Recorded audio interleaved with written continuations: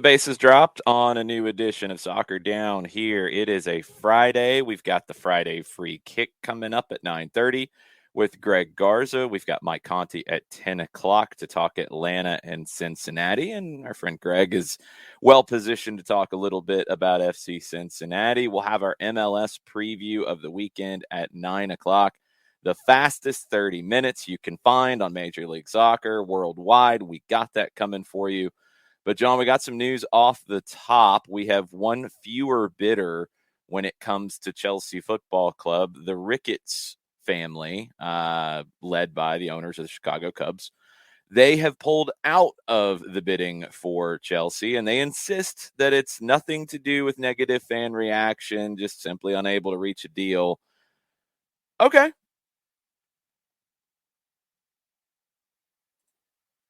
You're muted, John. Good start to the show. Well done.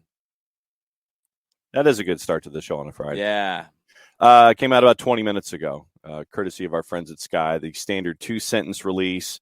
In the process of finalizing the proposal, it became increasingly clear that certain issues could not be addressed given the unusual dynamics around the sale process. We have great admiration for Chelsea and its fans and wish the new owners well. Certain issues, you say? Yes, certain issues. Like maybe the fans being very unhappy about certain things that maybe some people in the family have said publicly that would not be good to have in your football club. Yeah. Just a thought. When there's like demonstrations that are. Yeah, certain things. Yeah. Okay. Yeah, that makes total sense. Got it. Yep. So would have been a straight up cash bid, but now we're down to 3.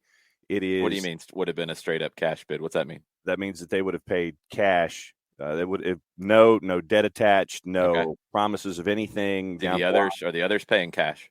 From what I have read, I don't know that all of the others are straight up cash bids. Pagliuca didn't have that kind of money laying around with all his cohorts? Oh, I'm sure he does. But well, then why isn't he paying cash? I don't know if it's all cash. You're talking $2.5 billion. Well, if Ricketts was going to pay all cash, then why can't some of these other multi-conglomerate groups of people pay all cash? That would be the billion-dollar question, sir. I mean, when you have bids like this, what you would do if you're a cash bid, that makes you instantly more attractive and puts you at the front of the line. But the issues that we've been talking about this morning, kind of. Well, I'll disagree with you in that a cash bid would put you at the front of the line, because how many times have we seen the Premier League accept non-cash bids lately? Oh, true. Like every time, it seems like. Yes. So I don't think that even really matters, sadly. Look, you can't take the Ricketts family and you can't take them with Chelsea in this situation where there are other considerations beyond just a cash bid. It was never going to work with the comments that have been made. And is it the father or grandfather of the Ricketts family? It was the father. The father who said some pretty awful things. And yes, it's not going to work. Yeah. So adios. We'll see what's next. You got 3 bids left. Yep. And today is the deadline, correct? Yes. For, I guess, finalizing those bids. Yes.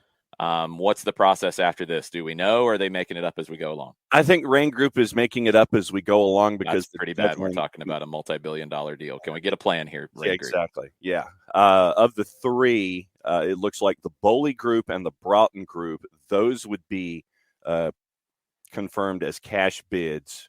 Okay. Well, then that's 2 of them. So 2 of them. Okay. Out of 3. That's not bad. Out of the 3. So the 3 that are left for those that are keeping up.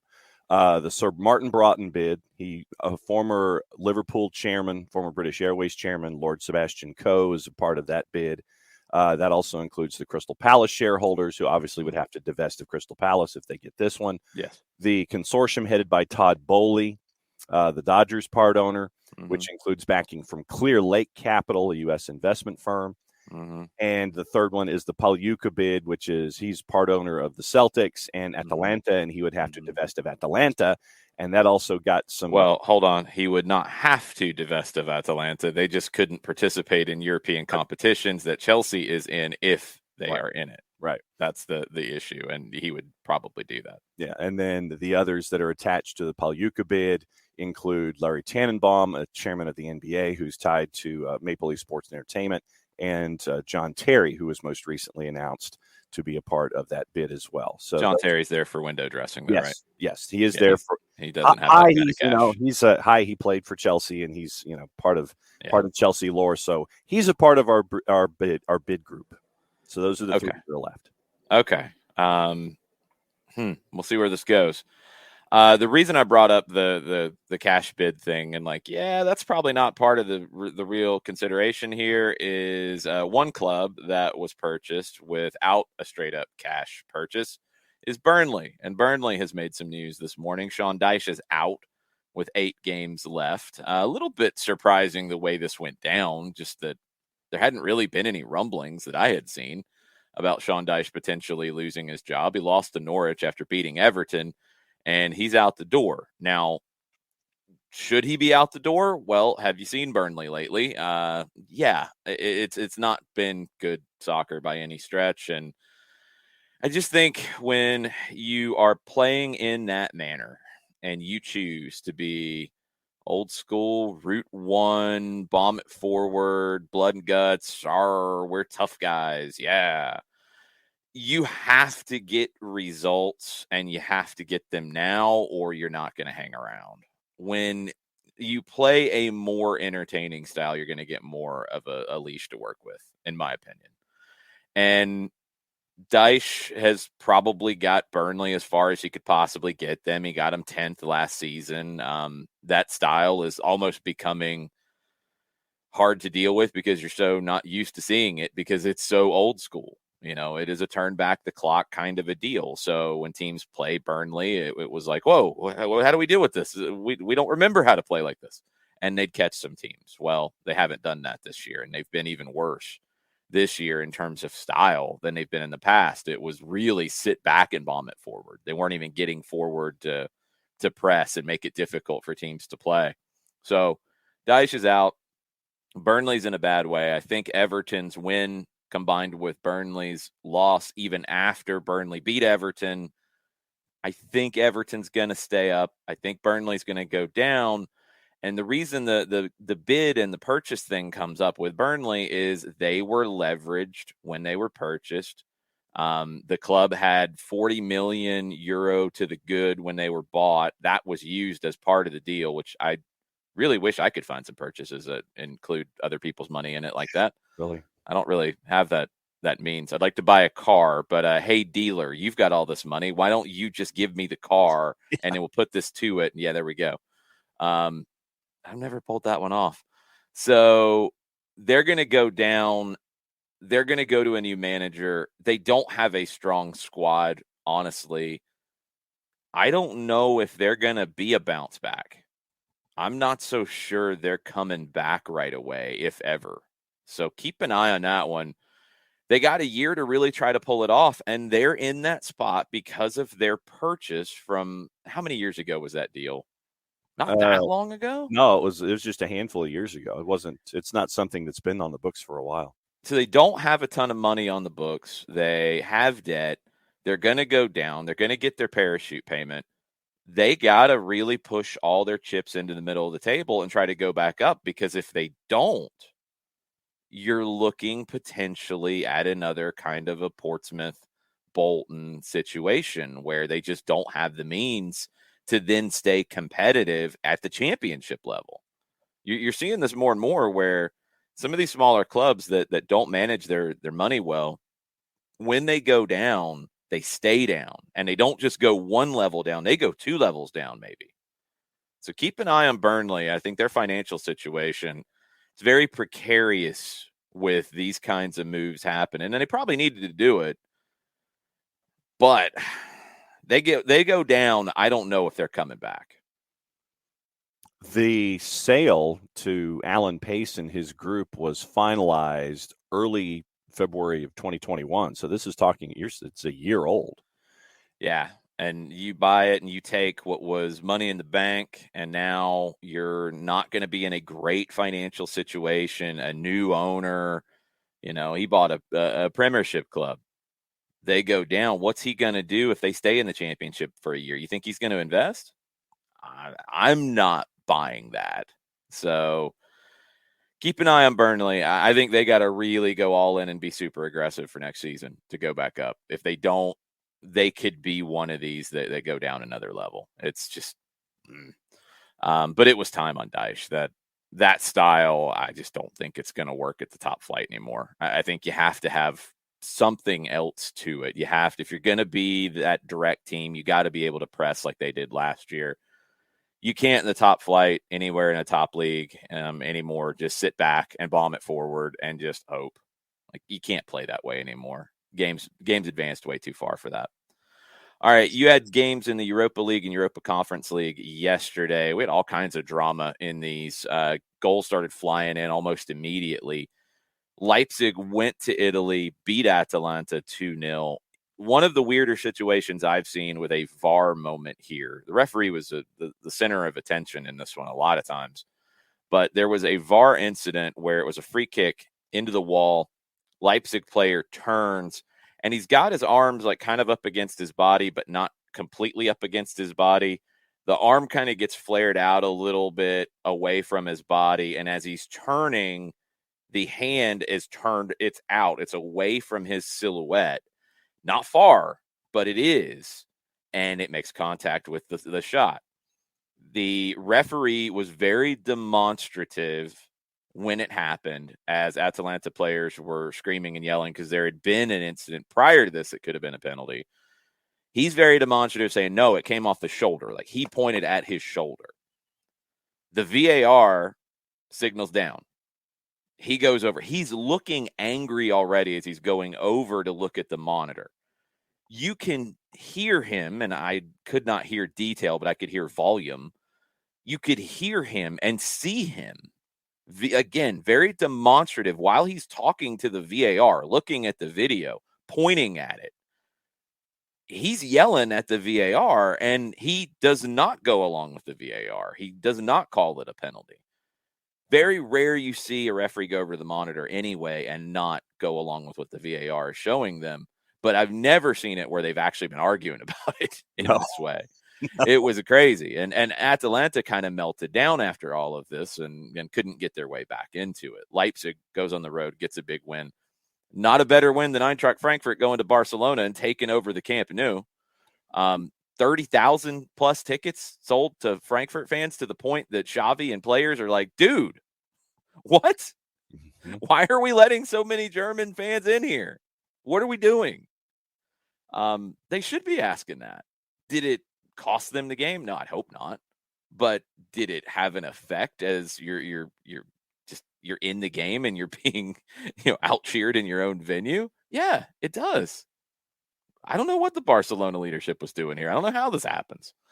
But Frankfurt comes out, gets 3 goals. Rafael Santos Borre scores a goal, dedicates it to Freddy Rincon, the Colombian legend who passed away yesterday morning. Great win for Eintracht Frankfurt. Did not see that coming. Barcelona's been very good as of late, although very, very recently it's come back to earth a little bit. Still, I mean, of course, in Spain, people are going to take this to the lengths of reality, but I think what Xavi's done is very good. There's still work to do. They have a good squad, not a great squad. You weren't going to win every game under Xavi, period. That's just not feasible. They get brought back to earth in a pretty big way by Eintracht Frankfurt here. Yeah, and I mean, 2 goals out of the blocks in the first. Quick. Yeah, so, I mean, that was your early statement. But, yeah, you mentioned the Santos Borre goal, and that was gorgeous. Great work from them in transition. And it literally went from header out of the 6, out to the outlet, down, and Santos Borre in like that. I mean, it was one of the fastest transitions you could have possibly even just wished for, to try to create, something that you were pinned in, and then you work it all the way back the other way. You end up being 2-0 just like that. And obviously the furious comeback from Barcelona at the end. But no, you got to tip your hat to Eintracht Frankfurt for getting out of the blocks in that environment and getting the win. Well, in that environment where they had 30,000 of their own fans, I don't think that environment was too difficult. Pseudo home match, yes. Yeah, that's the point. Xavi was ticked. West Ham goes to France and whoops up on Lyon 3-0. West Ham will go through to the semifinals of the Europa League. Rangers had to sweat it against Braga. It was a weird game. They get the first goal really quickly. They get a second before halftime. They're up 2-0 there. They concede in the 83rd. That sends it to extra time. Then they get one in the 101st. Then a red card to Braga, a second red card to Braga. They were already playing with 10 before it got to 2-0.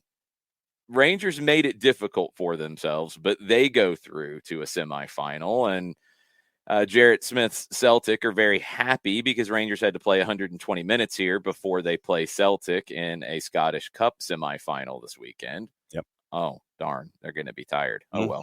Rangers has to go for everything in Europe anyway. The Scottish Cup has to be the second priority. The league is the last priority because Rangers isn't catching Celtic there. Scottish Cup had to come after Europa League potential semifinal. So Rangers will just have to deal with that this weekend. Europa Conference League, Leicester goes to the Netherlands and wins over PSV 2-1. The first leg was 0-0, and it was 2 goals late for Leicester, 77th and 88th, to get them through. Marseille goes to Greece. They win 1-0. They go through 2-1 on aggregate. Roma wasted no time in smacking Bodo Glimt around. 3 goals in the first 29 minutes, and they go through.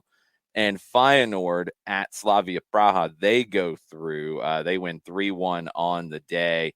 First leg was 3-3, so a 6-4 aggregate win for Feyenoord, and the Europa Conference League semifinals are set.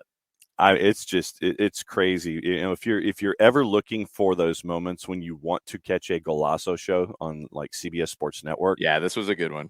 Europa League play traditionally, when you have the over in practically all of the matches, it's days like yesterday that show you the craziness of the Europa League and the value of shows like a Golazo show. Because I mean, you look at the aggregates just of the 8 matches in Europa: 3-1, 4-3, 4-1, 3-2, 2-1, 5-2, 3-1, and 6-4.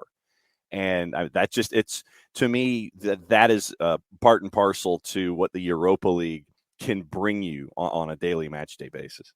So, well, Europa and Europa Conference League. That's just just show some respect to the Europa Conference. Europa and so it's Europa League, the EL and the ECL. Yes. You got to show respect to the Conference League.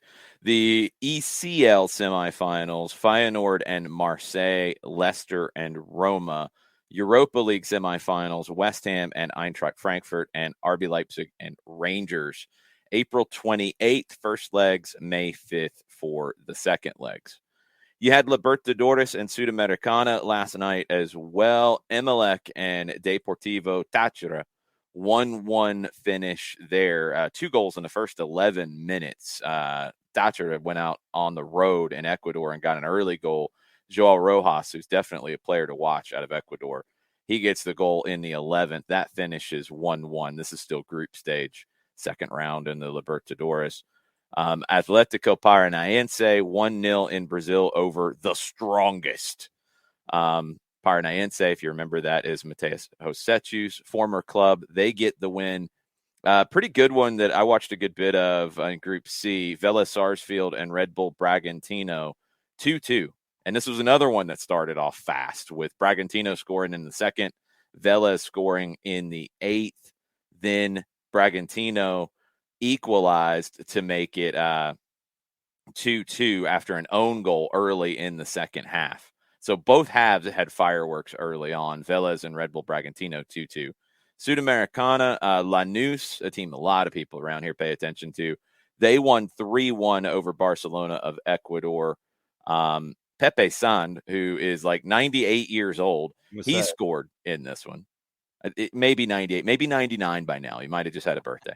3-1 winners for Lanús. Bonfield went on the road at Unión La Calera. They lost in this one 1-0. Eric Lopez, did he see the field? He did not. He was an unused substitute for Bonfield. Sao Paulo hosting Everton de Viña del Mar. Sao Paulo got the win there. No shock. Internacional and Guaireña. Internacional only able to get a 1-1 at home there, and Independiente Medellin 2-1 winners over Nueve de Octubre. The Colombian clubs have been maybe one of the big surprises so far in Libertadores and Sudamericana. The Brazilian clubs, the Argentine clubs, people expect they're generally doing well. Those are your top two so far in the records through the first two rounds of the group stage in both competitions. The Colombian clubs are third in overall record. That's a little bit of a change from some recent form. So the Colombian clubs kind of getting back to where maybe in previous years they were that third league in South America. They're trying to reclaim that, see if they can continue that after we get through the rest of the group stage. This stuff with Libertadores and Sudamericana, like, it's such a sprint through the group stage because we've had 2 weeks in a row of it. Next week, you get a week off. Then you're back round 3, midweek in April 26th, April 27th. Then it's May 3rd. Then you get a week off. Then you're back for the 18th and the 24th. So 2 weeks, 1 off, 2 weeks, 1 off. It just keeps on flying through in South America. Craziness. And for those of you who haven't had the chance or, for whatever reason, haven't watched Sudamericana and Libertadores, if you have the chance, watch it just because, we talk about the craziness of the leagues over in Europe. This one added to the sprint that's attached to the group stage and the scheduling that you have to mix in with your league play. I would, definitely wave my flag in the air about this one too. If you have the chance to catch it in some manner because of the craziness that's attached, catch up with Sudamericana and Libertadores as well. You're waving your flag about CONMEBOL? I am, yes. You're the one who got me attracted to Fanati, sir. Okay, but you said you were waving your flag. Yeah, I'm saying, hey, well, I'm saying it's not a white flag. It's hey, come over here and watch this. It's not a white flag of surrender. It's the flag of attention. Like, you're bringing in a plane or something. Maybe I need those light sticks to sit there and say, come in and watch Libertadores and Sudamericana because oh my days. Ha ha ha. I got nothing. Chivas. They have a new manager, or they will have a new manager. Leaño is out after Wednesday night's loss to Rayados. We got the managerial carousel spinning up into some craziness right now as Chivas will be looking for somebody. And Chivas' next match is at Cruz Azul tomorrow night. They're the late match in Liga MX. There are 4 matches tomorrow, but when Chivas is 14th in the table, and you've won once in your last 5, and that was the one that was 5 matches ago, 3 draws and a loss, and you're 3-5-5, 3 wins, 5 draws, 5 losses right now, 14th in the table. Yes, you're 2 points out of the playoffs in the Clausura, but that's, if you're a Chivas fan, being that low in the table, being associated with Santos Laguna, Necaxa, Querétaro, Mazatlan, who got a win last night, and Juarez, that's unacceptable, and so you're making a change, and so we'll see who comes to the table and is now on the touchline for Chivas. 14th out of 18th in the table in the Clausura. Yeah, I think Chivas is getting a little too used to being in those sections of the table these days. We will see if they can find somebody who will keep them out of that. A couple other bits of news. We'll grab some questions before 9 o'clock. We'll do the MLS preview. Then we know the schedule for the Concacaf Champions League final. Pumas will host the first leg on Wednesday, April 27th at their Estadio Olímpico Universitario in Mexico City. Wednesday, May 4th, that will be the second leg in Seattle, 10 o'clock Eastern kick at Lumen Field. They've already sold out the lower level there, expecting a huge crowd for that second leg, which is very, very good. Now, one thing to keep in mind with CONCACAF, how they do this, they determine the club that hosts the second leg is by their results in the earlier rounds of the competition. So Seattle, 12 points through earlier rounds, Pumas, 11 points. That's why Seattle gets to host the second leg. And that's big.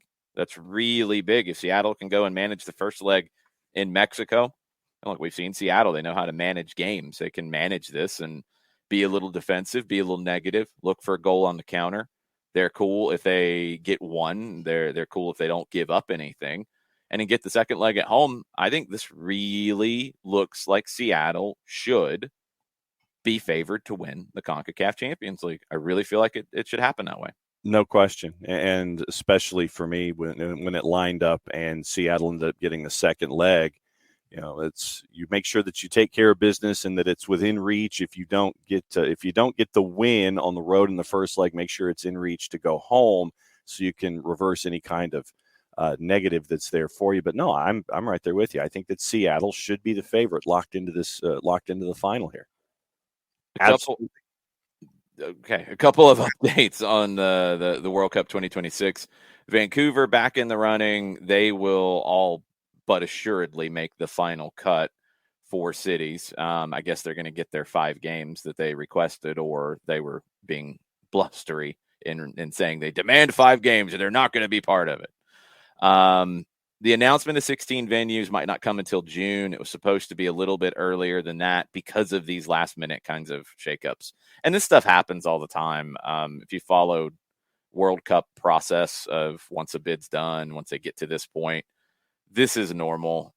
Every World Cup that I've seen that I've paid attention to this has gone through it, where you get these last-minute bits and bobbles. Vancouver's like, oh, yeah, we want back in now that we have a change in the local government. DC's like, oh yeah, they hate our stadium, but we want to do something with the World Cup, but they hate our stadium. Let's go talk to our friends over in Baltimore who are also bidding.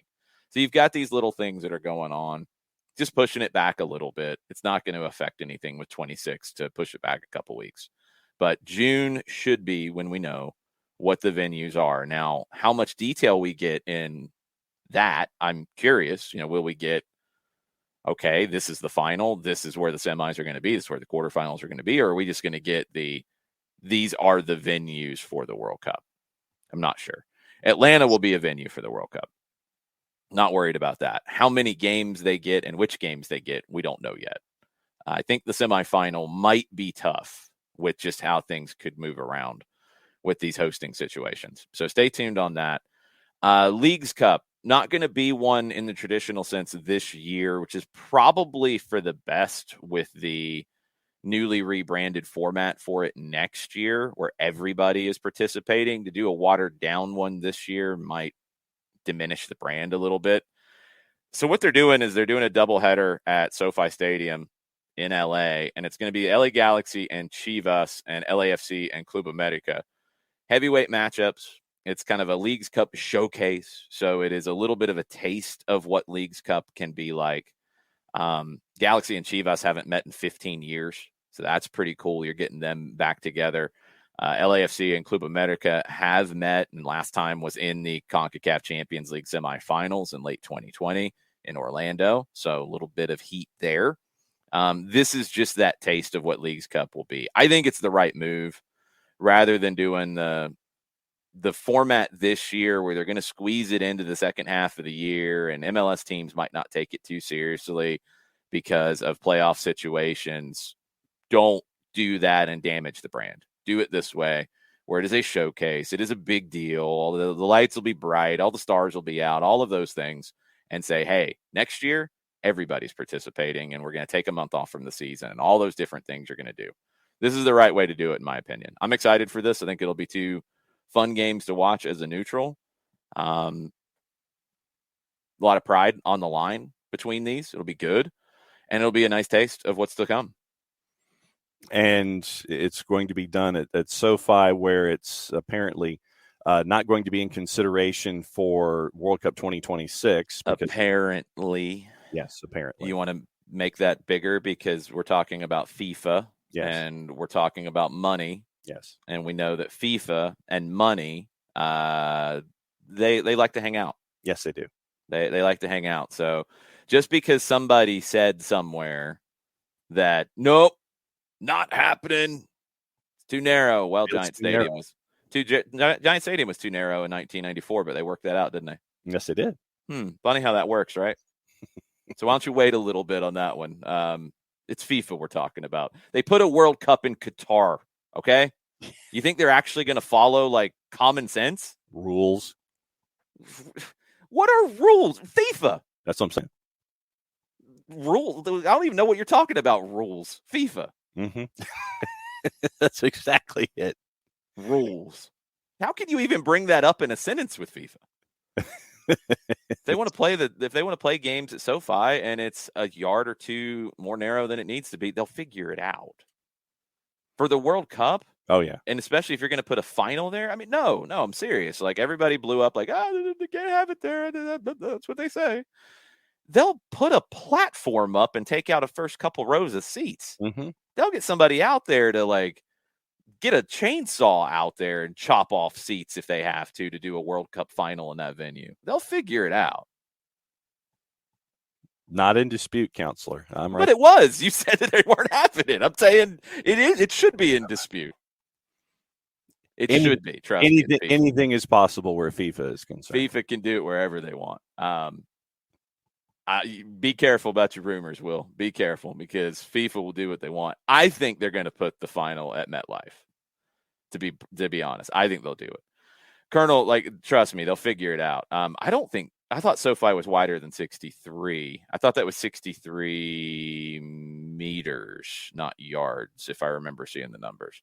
But they can figure it out. Okay, guys, go ahead. Have your fun. Do whatever you want. It's all good. I'm telling you that if FIFA wants it at SoFi, they'll figure out what they got to do. Because if you go back through years ago when they were not as flush with cash, they wanted games in the New York area. Nobody wanted to host games in the New York area. They built a freaking platform at Giant Stadium to get the field wide enough to have games there. They couldn't have the final there because it wasn't that wide, but they got games there. So they'll figure it out. Yes, Mercedes-Benz would have grass for the World Cup for sure. They will not play it on turf. They'll figure it out if they want to do it there. If they don't, they'll go somewhere else. They'll figure it out. So it's FIFA. There's no logic. It's money. If they want it at SoFi, they'll do it at SoFi. If they want it in Dallas, they'll do it in Dallas. If they want it at MetLife, they'll do it at MetLife. I think they'll want to do the final at MetLife. I think they'll do a semifinal in LA, either at SoFi or at the Rose Bowl. I think they'll do a semifinal in Dallas. I think Atlanta will get a quarterfinal. That's my gut feeling at this point. But don't try to put logic and FIFA in the same sentence or you hurt yourself. It's ridiculous. 63 meters is 68.9 yards, by the way. Yeah, and Thomas, trust me, bid books, again, you can go look back at the bid books for 2018 and 2022, and there was a lot of logic there too. Just be ready for ridiculousness when it comes to FIFA. That's all. Michael, I have no idea why you'd build a $2.5 billion stadium and not make it wide enough for FIFA games. I don't understand. I do wonder if they could remove some of that attached seating, Will, and make it work. That would be my guess, is that they would have that ability. I can't see how you would build a stadium that big and not have some kind of a plan to make it big enough for a World Cup when you want to do that, I'm assuming. Considering that you own Arsenal. Yeah, I don't know. Thomas, I don't know, man. Never mind. You guys know better than me, who's been studying this stuff for a while. Y'all got it. Tell FIFA what to do and see if they follow the cash or they follow the logic, and we'll figure it out. They'll put people on private planes and they'll fly them across the country if they want to. I think that's what they did in 94, if I'm not mistaken, where they had a semifinal between, I can't remember which one. I think they had a semifinal in New York. I might be wrong on that. But then they made people fly across. They had people flying all over the place in 94. Now, hopefully they do less of that here. But again, cash rules everything around me. Cream, get the money. Dollar bills, y'all. Y'all know how this game's played by now. Qatar's hosting a World Cup. Just going to leave it there. End of story. Yeah. We'll see where this goes. Thomas, I don't know. They'll figure it out. They'll figure it out, man. I don't know where more cash is involved. I don't know. And you're probably not going to know where all the cash is involved, to be perfectly honest, sadly. This stuff is a lot more complicated and a lot seedier than you might think. Again, there's a World Cup in Qatar in November and December, which makes no sense. And there was money changing hands. Even though they've changed things around a little bit and they have at least some things in place to try to make you see where the money's coming from, be careful about putting logic and FIFA in the same sentence. We'll see where this goes. They ask for a lot of different things from the cities that host. Basically, they want to take over your city. Mm-hmm. They want to take over your stadium. And it's always the way it goes. And I've talked to people who've been involved in this, and this is why I'm trying to caution some of the logic side of it. I've talked to people who were literally involved in the bids and the process for 94 and how everything went down. And you have these rules that FIFA puts out. You put their bid book, you do their things. Rules get bent, rules get broken, rules get changed. And a lot of it is how much money are they going to make in the venue? And it's not purely on seats. It's not purely on which city it is.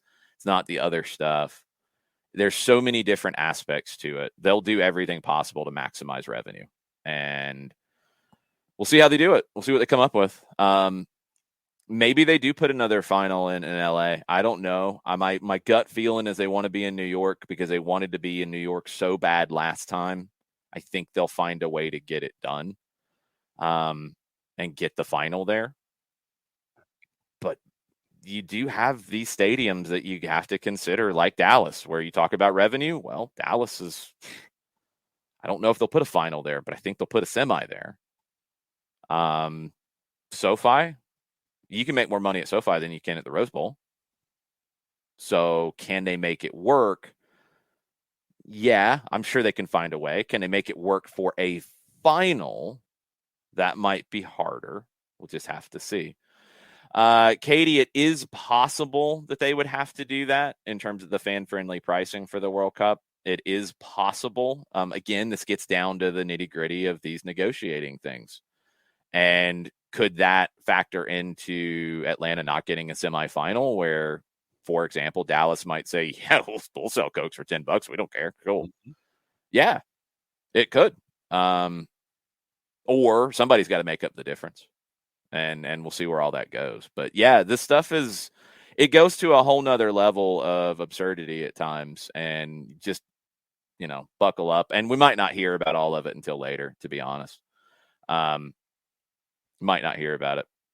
The other semifinal was in New Jersey. I can't remember which semifinal was in New Jersey, Thomas. That's what I was trying to remember. I really specifically remember a quarterfinal there with Bulgaria. I think it was them. I think it was Bulgaria and Italy. Because I remember the quarterfinal with Bulgaria beating Germany at Giant Stadium. Because I remember Lechkov, who looked like he was about 45 years old, scoring on a diving header with his bald head. It was amazing. And then Italy, I think, won the semifinal there against Bulgaria. Who won? Yes. Okay. I was vaguely remembering it. I remember some games from that tournament based off the stadium and what it looked like. Like I remember the games at the Cotton Bowl, which were always crazy. It seemed like the games in Orlando where Jack Charlton looked like he was going to pass out. All kinds of stuff with it. It's a World Cup. It's about cash, and FIFA will do everything to maximize it. So we'll see where it goes. All right. Any other questions? We'll get to them here in the next few minutes. FIFA would never make enough money in Baton Rouge, Sam Williamson said, nope, not happening. You have to hope for a gold cup in Baton Rouge. That's what you'll have to get for. But any other questions, we'll get to him for the next 5. Then we'll preview MLS for the weekend. Then we will talk to Greg Garza on the Friday free kick. And we'll talk to Mike Conti before we wrap up at about 10:15. So before we get those questions, John, why don't you tell us about our good friends over at Eliminize? I can do that. Eliminize Service, proud sponsors of everything soccer down here. QR code over my left shoulder for those of you watching on Twitch. For odor-free, clean, fresh air, one place you need to go, and it is Eliminize Service. Deodorizing enclosed spaces like houses, apartments, and condos. They've created a customized solution that eliminizes all organic odors, including those like pets, cigarettes, and food. Realtors and property managers use Eliminize Service to eliminate bad odors to help them sell or rent their homes that much faster. It's a turnkey process that makes it easy to work with said realtors and property managers. Kind of the environment, we like that these days. Offering a green way to get rid of odors without any kind of toxic residue whatsoever. Different than our favorite masking agents that we have under the sink, because those masking agents, that's what they do. They just mask the odor. They don't attack the problem. Eliminize Service has a formula that attacks the issues all the way down to the molecule. Proven scientific formula that does exactly that. Pricing very, very easy, either by the cubic foot or by parts per million, to come up with a price that's affordable for you. offering results in 24 hours or less. If you have any questions, frequently asked or otherwise, go to their website, aluminize.com, but do us a favor here at SDH. Go /Atlanta after the .com so they know what part of the world that you are talking to them from. So the website, ELIMINIZE.com /Atlanta, aluminize.com /Atlanta for odor-free, clean, fresh air. That's the place that you need to go. Aluminize Service, proud sponsors of everything SDH. Yeah, just to show you how crazy FIFA was in '94 about wanting to be in the New York area. Giant Stadium said no multiple times. They were looking at Aqueduct, the horse racing track, and doing games there at one point. I think that was actually an official bid. They had to do so many different things in New Jersey to get the state on board. It was crazy. Like going back through that process was crazy. I'm going to try to, I think, man, the pandemic was a long time ago and things were weird. I know I was doing a lot of studying up on some of this stuff around that time. I don't know if I actually did any Soccer Files podcasts around that time about kind of my research on how the 94 process went. If I did, I think I got to more of the U.S. Soccer Federation politics. Basically, to show you what FIFA and what they'll do about a World Cup, FIFA basically organized a coup with the U.S. Soccer Federation and pushed Alan Rothenberg in to be president because, and they needed to. I mean, they weren't necessarily wrong about it. The group of leadership that had won the bid in '88 had really not made much progress at all by the time you got to '90. And FIFA said, yeah, this isn't going to stand. This is our guy. This is who we want. And FIFA did all the lobbying of all the voting people for the presidency of U.S. Soccer to get Alan Rothenberg in there. And Rothenberg did a great job with the tournament. He'd done a great job with the soccer portion of the '84 Olympics, and that's why FIFA liked him. FIFA will do whatever they got to do. No idea, Ricky, on who we got to bribe to call a World Cup game on 92.9. I don't know how the radio rights have gone in recent World Cups because I don't think there's really been any interest, to be honest. SiriusXM has done simulcasts of World Cup games, but not original radio calls. They've done simulcasts with Fox and with ESPN over the last two. I'd love to be part of any kind of actual radio calls of World Cup games. It'd be amazing. So I don't know what that would look like. No idea. Don't know if they would do the local games that way or if you'd have to do the whole thing or what, or how that becomes an Odyssey kind of deal or what. I have no idea. But I might be asking around a little bit about that. So we'll see. We'll see what that looks like. The World Cup cities, bid cities, just to refresh a little bit about this, more than likely the three Mexico cities, Guadalajara, Mexico City, Monterrey, and the three Canada cities, now Toronto, Edmonton, and Vancouver, reportedly they'll all get games. And there'll be 10 U.S. cities. That's not written in stone. They could say, yeah, we don't want Edmonton, and it could be 5 outside of the U.S. and maybe one more U.S. city. I don't think that will happen, but that could. There is a little bit of wiggle room there. Atlanta, Baltimore / Washington, D.C., Boston, Foxborough, which is not sounding like it's very well looked upon by FIFA, according to Stephen Goff. Cincinnati's in the running, Dallas, Denver, Houston, Kansas City, L.A. Is Miami still in the running at this point? I've seen nothing to the contrary, so I'll say yes. Nashville still in the running at this point? Haven't seen any exit strategy from Nashville and Geodis being on board. I mean, Geodis has nothing to do with the World Cup. Yeah, I mean, is it a new stadium or do they go to Nissan? Well, it'd be Nissan. They're not building a new stadium unless they're going to invent one out of thin air. But I have not seen a Nashville pullout of interest. Yeah, there's a little bit of I think some incorrect information out there as I'm looking at it. Orlando is in it, of course, New Jersey, Philadelphia, San Francisco Bay Area, Seattle, and Washington looks like they're blending in with Baltimore. So let's see what happens here. But this is all going to start coming to the fore in the next couple of months. It looks like the announcement will get pushed back just a little bit. Miami was one. You go back to 94. That was originally where FIFA wanted the World Cup final, but that was pre Florida Marlins days where they took Joe Robbie and used it. And that took it away as a potential World Cup venue. So not going to any soccer-specific stadiums, right, Ricky? They could be used as training sites, though. And that's another big part of the bid process is the training sites and what all that looks like. All right, we got to jump into the MLS preview for the weekend because we got a bunch of games to talk about. And we got a bunch of information, and we got about 29 minutes to do it before Greg Garza joins us. So let's try this, John. Montreal hosting Vancouver, 3 o'clock Saturday. Montreal, big favorite, minus 143, draw 300. Vancouver, plus 400. They've nearly split their all-time MLS head-to-head. Vancouver's won 6 times. Montreal's won 5. You got 1 draw. Whitecaps have won the last 2. Last time was in Utah when Vancouver was in exile from British Columbia due to COVID. Montreal came back from a goal down to beat the Red Bulls 2-1 on Saturday. 9th come-from-behind win for Montreal since the start of the 2020 season, more than anybody else in MLS during that time frame. Did not know that. Romel Kyoto's winning goal against the Red Bulls was just the second goal from outside the box that Montreal scored going back to last May. They had only had one of their previous 50 goals from outside the box. That was Zachary Brault-Guillard against DC last August.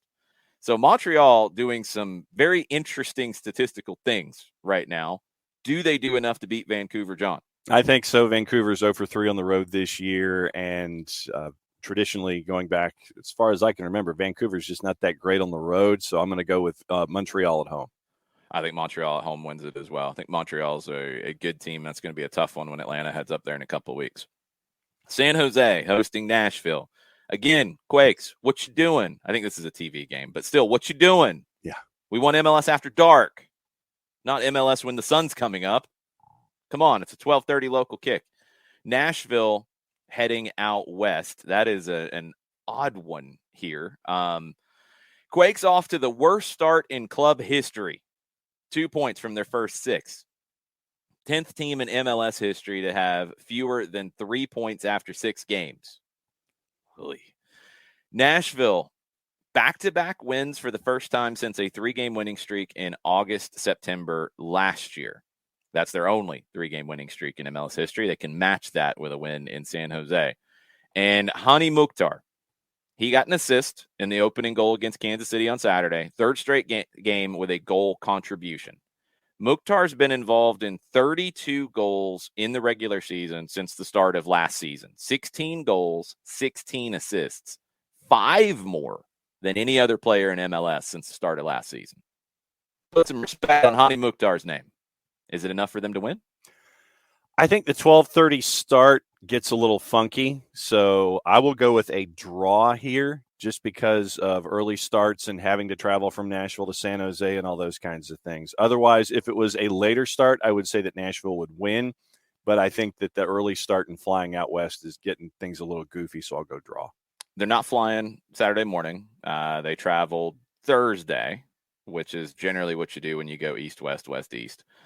I don't think it affects it. I think Nashville gets the win at plus 150. The draw is 225. San Jose to win is plus 190. And there's just no way you can mention San Jose without this guy showing up. Yeah, what do you want?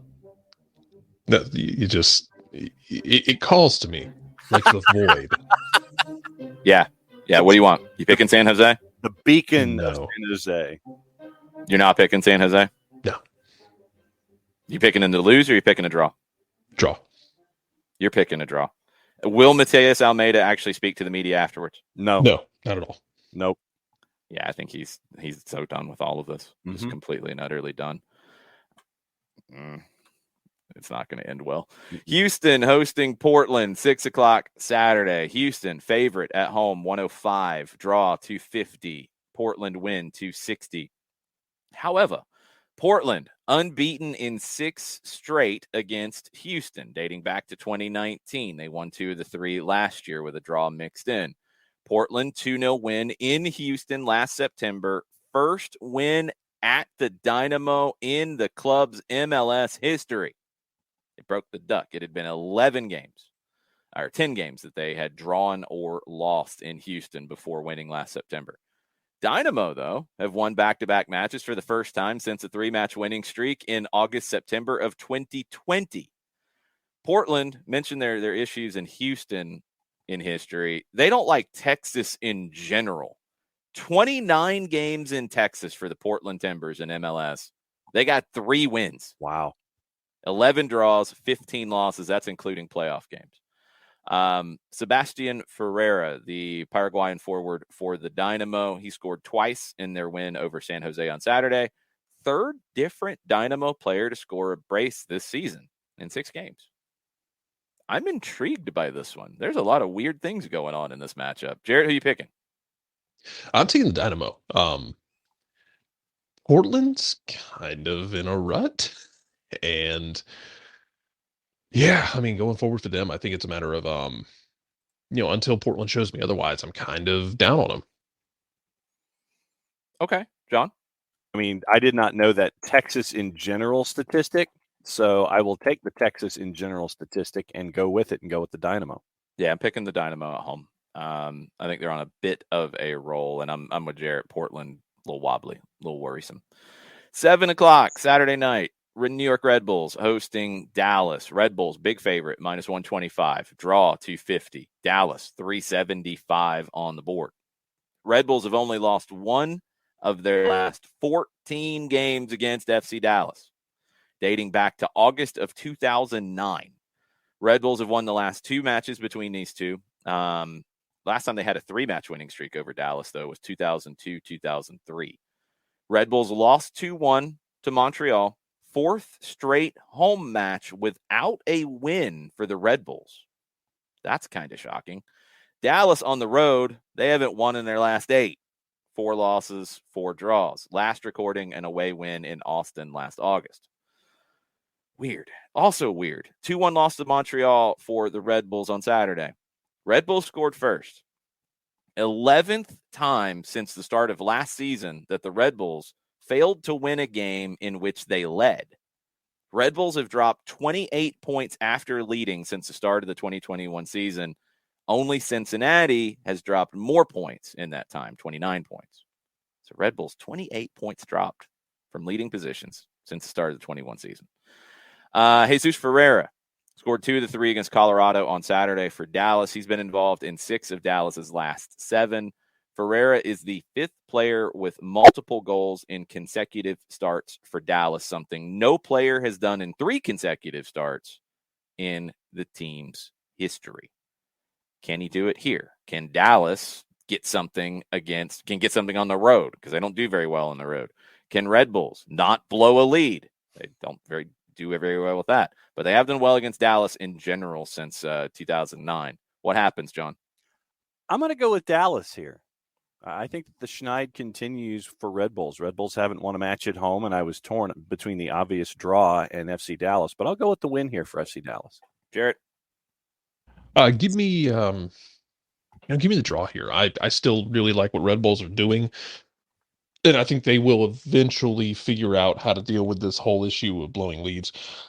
And Dallas will look good. I think it'll be an entertaining draw, though. I think both teams can be a lot of fun, and we could get a really fun, exciting, 2-2 kind of draw. I'm going draw. I will go 1-1 on the draw. I think Red Bulls make it difficult for Dallas to play their game, but Dallas does enough to find a goal through Ferreira, and I think Red Bulls blow another lead and drop points. Columbus and Orlando, 7:30 on Saturday. Columbus is a big favorite here, minus 137. Draw plus 280. Orlando plus 375. So for Columbus, they've lost 2 in a row. 1-0 defeats to Nashville and Philadelphia. Columbus has not gone 3 straight MLS matches without scoring in nearly 3 years. See if they can do that here. Columbus also, they have used an MLS low 17 players this season, including a league low 13 different starters. 9 players have started every game for the Crew this year. 12 players have appeared in every game, both of the most across the league in 2022.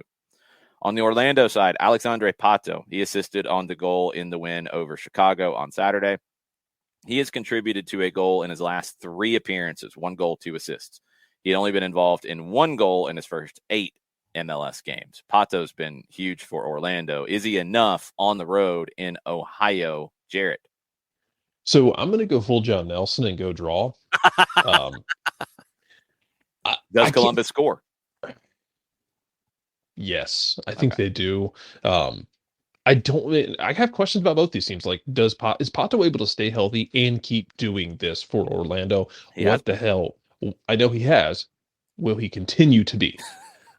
So we're going to do that every game for Orlando this season? Yes. When you have a guy who consistently has gotten hurt over God knows how many years, it's always in the back of your head. I'm not wishing it on him, God forbid. But, man, I'm impressed with him being able to play. You just got to hope he stays healthy. And then with Columbus, I know the underlying stats really point to Columbus being better than they've shown. Now they have to turn that around, and Eloy Room has to consistently do keeper things that are in a positive light. Give me the draw. John? I'm with Jarrett. Draw. Orlando wins on the road. I got no faith in Columbus right now. I don't have a lot of faith in Orlando, but I got more faith in Orlando than Columbus. I think Columbus does not score. You can give me numbers and say, they're not as bad as they look, and Caleb Porter can break out his iPad and all that. That's great. No, I think Orlando wins. I think it's a little bit of a statement for Orlando. DC hosting Austin, 7:30 on Saturday. DC, big favorite, -105. Draw 260, Austin 275. DC doesn't like teams from Texas. They've only won 1 of their last 10, dating back to 2015. 6 losses, 3 draws. DC has lost 3 straight matches for the 3rd time since the start of last season. 2 of those defeats coming at home. DC hasn't lost 3 straight home matches since May of 2017. Now, Austin. Everybody loving Austin these days. What did we talk about yesterday, John, with Nico Moreno? What's my question about Austin? What is your question about Austin? You don't remember. I don't. Why am I asking you to remember something from yesterday? You don't remember something from the previous segment. That's what I'm saying. Okay. Austin on the road. Not so good. Oh, yeah. Winless in 16 straight. Talk about Houston being bad on the road. Austin. It's a Texas thing. You hit it the first time. Yes. They're good. Texas is weird. But Austin, 13 losses in 16 games, 3 draws. They've been outscored in those 16 games, 31-6. They got to go to DC here. Steve Birnbaum in the air. He is the best in the league. He's won an MLS high 7 aerial duels per 90 minutes played, 81.4 of his aerial duels. That's ridiculous. Maxi Urruti has scored in each of Austin's last 2 games. He could become the first player in club history to score in 3 in a row. 4 goals in 7 games against DC. Second most of any team that he's played. Vancouver is who Maxi Urruti likes to score against the most. What are you picking, Jarrett? Austin on the road with the upset, breaking the duck. Wow. I don't have any faith in DC. Okay. John?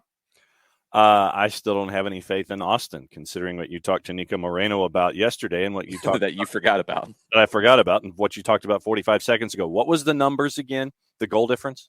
31-6 on the road in the last 16. Yeah. So no, DC. This is a tough one because I don't like either one of these teams in this matchup. I don't like Austin on the road, but I don't like DC at home. So draw. Yeah, I'm going scoreless draw. Yeah. I don't like Austin on the road, but I don't like DC in descendants. Nah, I'm going scoreless draw. New England hosting Charlotte.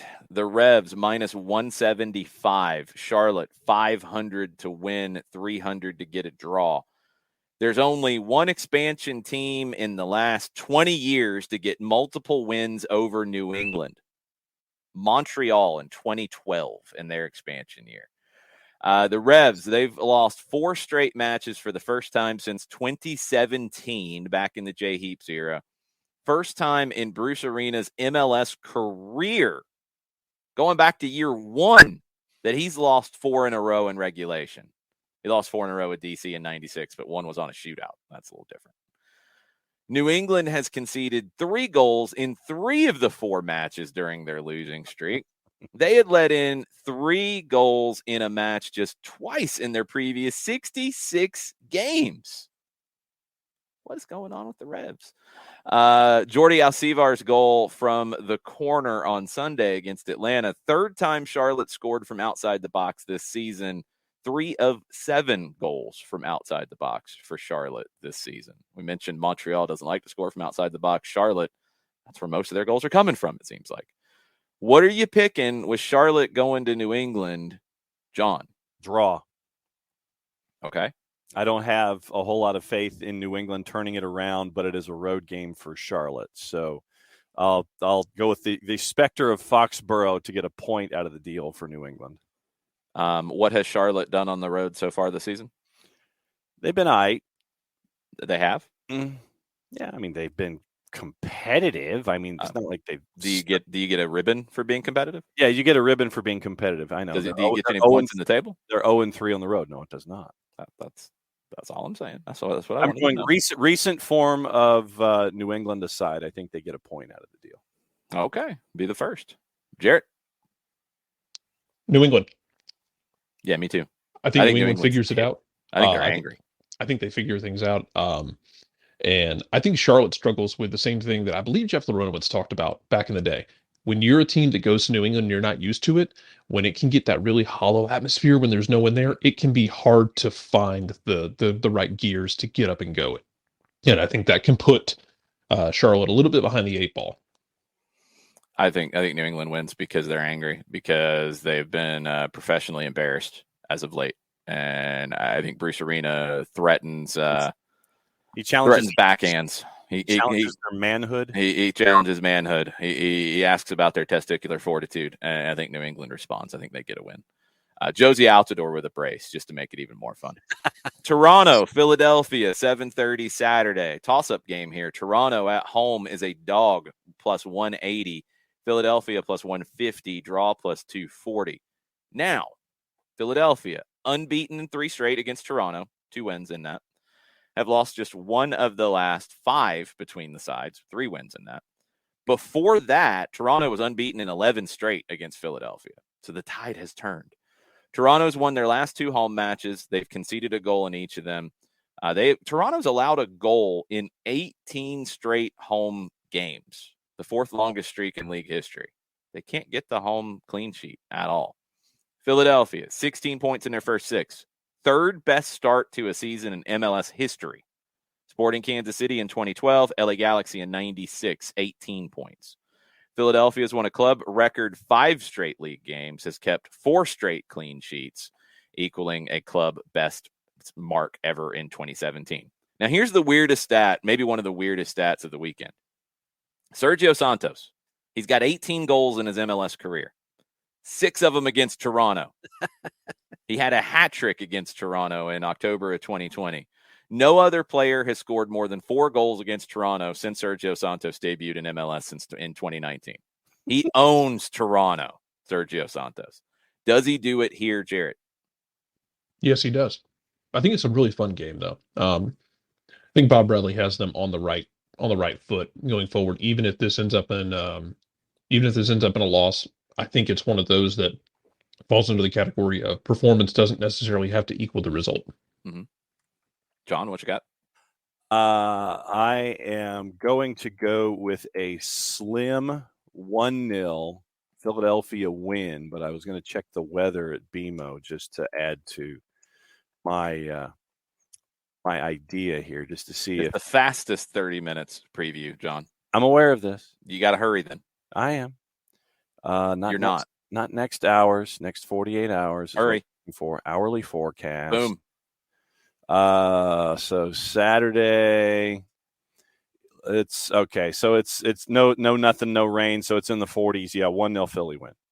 Philly wins. Prop bet Jose Martinez gets sent off.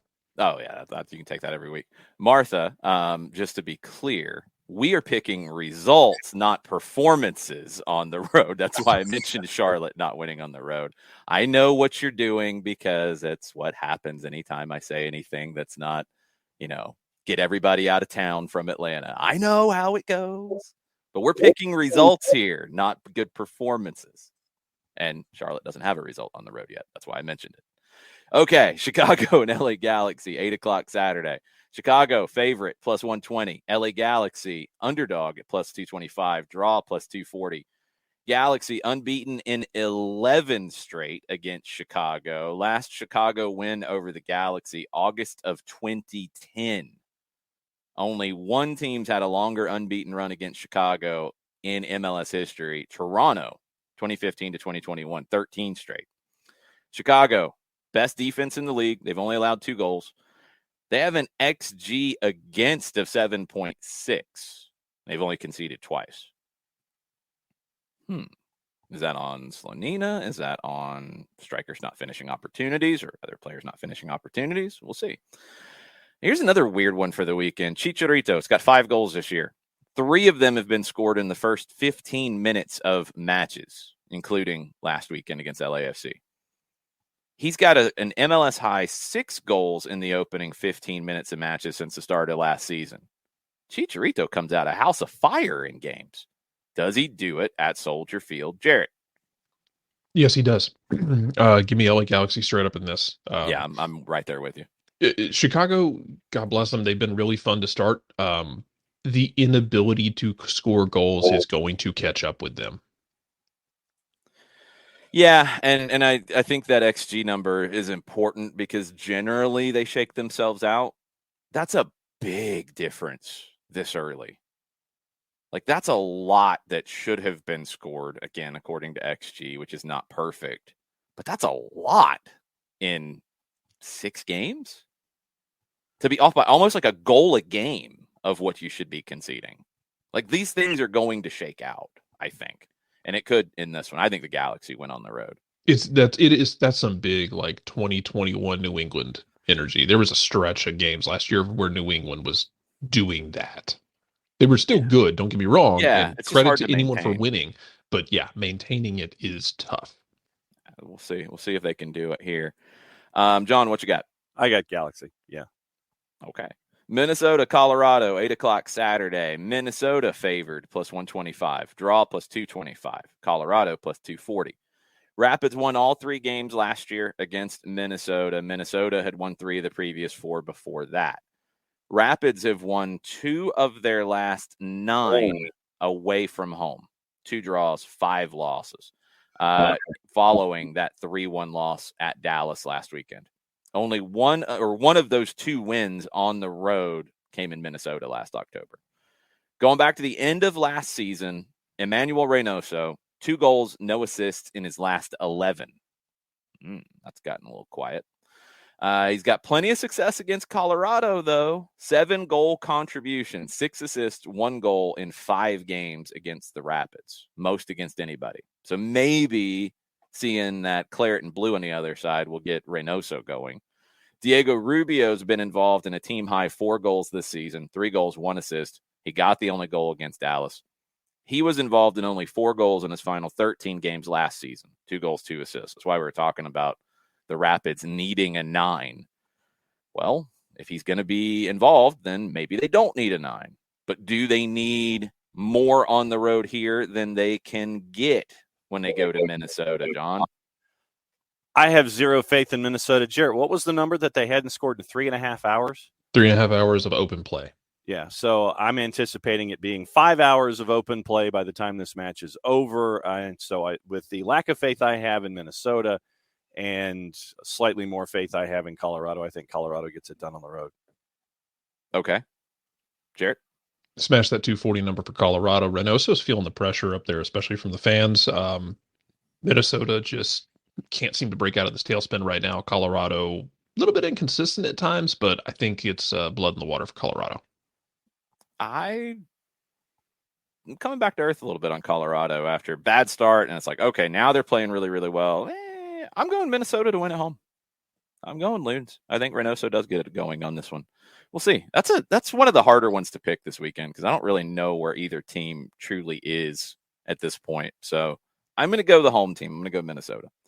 Seattle hosting Miami. Seattle minus 175. Miami plus 550. Draw, plus 300. First time they've ever played. Miami, 1 win, 7 losses against Western Conference opponents. They've lost all 4 on the road facing Western Conference competition.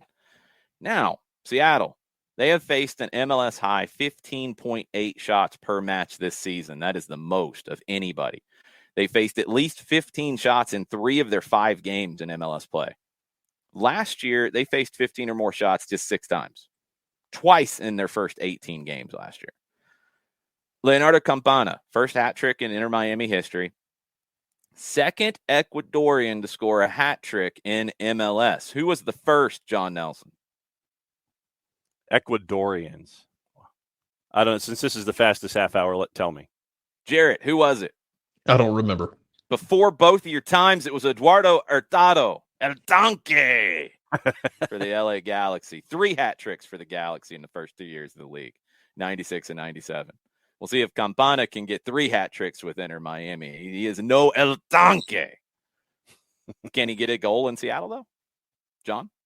I think he gets a goal, but I think Seattle wins. Okay. I think it's 2-1, 3-1 Seattle. It seems that no matter who Brian Schmetzer trots out there, no matter what age they are and how much experience they have at the MLS level, come on up from Tacoma. You're going to start and play, and you end up with a win. So I think Seattle gets a win. John, they've won 2 of 5 in MLS play this season. They are on 7 points through 5 games.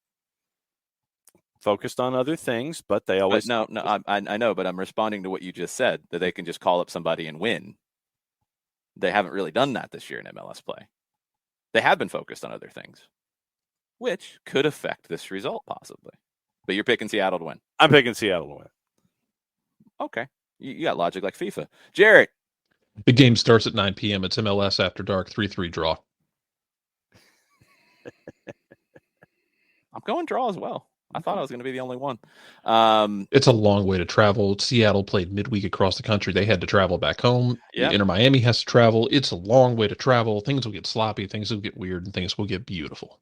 Yeah, I think it's a weird one. I think that Miami gets a point here. I think Seattle's just kind of tired, kind of distracted, kind of weird. It's a 10 o'clock game, so it's even later, Jared. So it's even more crazy after dark. I'm going to go draw. I'm going to go 2-2. I'm not going to quite go 3-3. 2 more quickly. New York City, RSL, 1 o'clock on Sunday. NYC, minus 189. RSL, biggest underdog of the weekend at plus 600. Draw plus 300. RSL's won 4 of their 5 against New York City. Last time they played, 3-1 win for RSL in August of 2019. Best win rate by any team against New York City in MLS play is RSL. They've lost just 1 of their last 11 against Eastern Conference teams, 6 draws, 4 wins, including the 2-2 draw with Toronto on Saturday. They lost in Chicago last October. Damir Kreilach got his first goal of the season. Does RSL go to Yankee Stadium and get a result, Jarrett?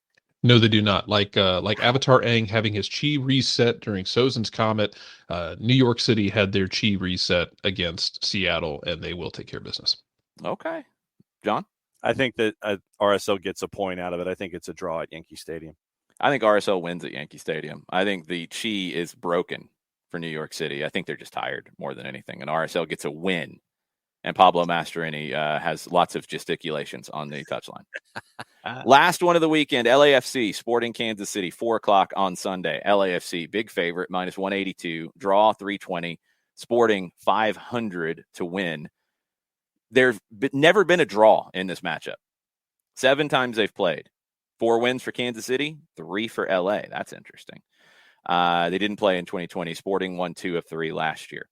Going back to a 3-game losing streak to end last season, Sporting has lost 9 of their last 12, including the playoffs. They had just lost 9 of their previous 41 before that. Ugh. Kansas City has done a good job on Vela, though. Vela's got 2 goals, 1 assist in 425 minutes against them. 0.63 goal contributions per 90. That's the lowest that Vela has against any team he's played at least 3 times in his MLS career. But Sporting can't score goals. 5 goals. They've only scored fewer than this in this many games 1 time in their history in 1999. Does anything change for Sporting, Jarrett, this weekend? No, it does not. They have the misfortune of being in a rut and having to keep playing bulldozers in front of them. And LAFC is another bulldozer that will bulldoze them. John? LAFC, if they've got Vela in check, I say Chicho Arango gets one. They get another off a set piece, maybe Mamadou falls. So 2-0 LAFC. Yeah, I think LAFC wins. Sporting's broken. I don't know what they do to fix it. I don't know if Crepo has to go crazy, Ricky. I don't know if he's going to really have to do much. Yeah. Kansas City, I don't know how they fix it right now outside of getting another 6, and I don't know when that's coming. So, yeah, I think LAFC wins it. Jarrett, we're going to dismiss you since you showed up when we mentioned the Quakes. No, that's what I was here for. I'm out the escape hatch. It's all good. Okay, good stuff. We'll try to squeeze in just a little bit of fantasy talk at the very end of the show, but it is time for our first guest of the day.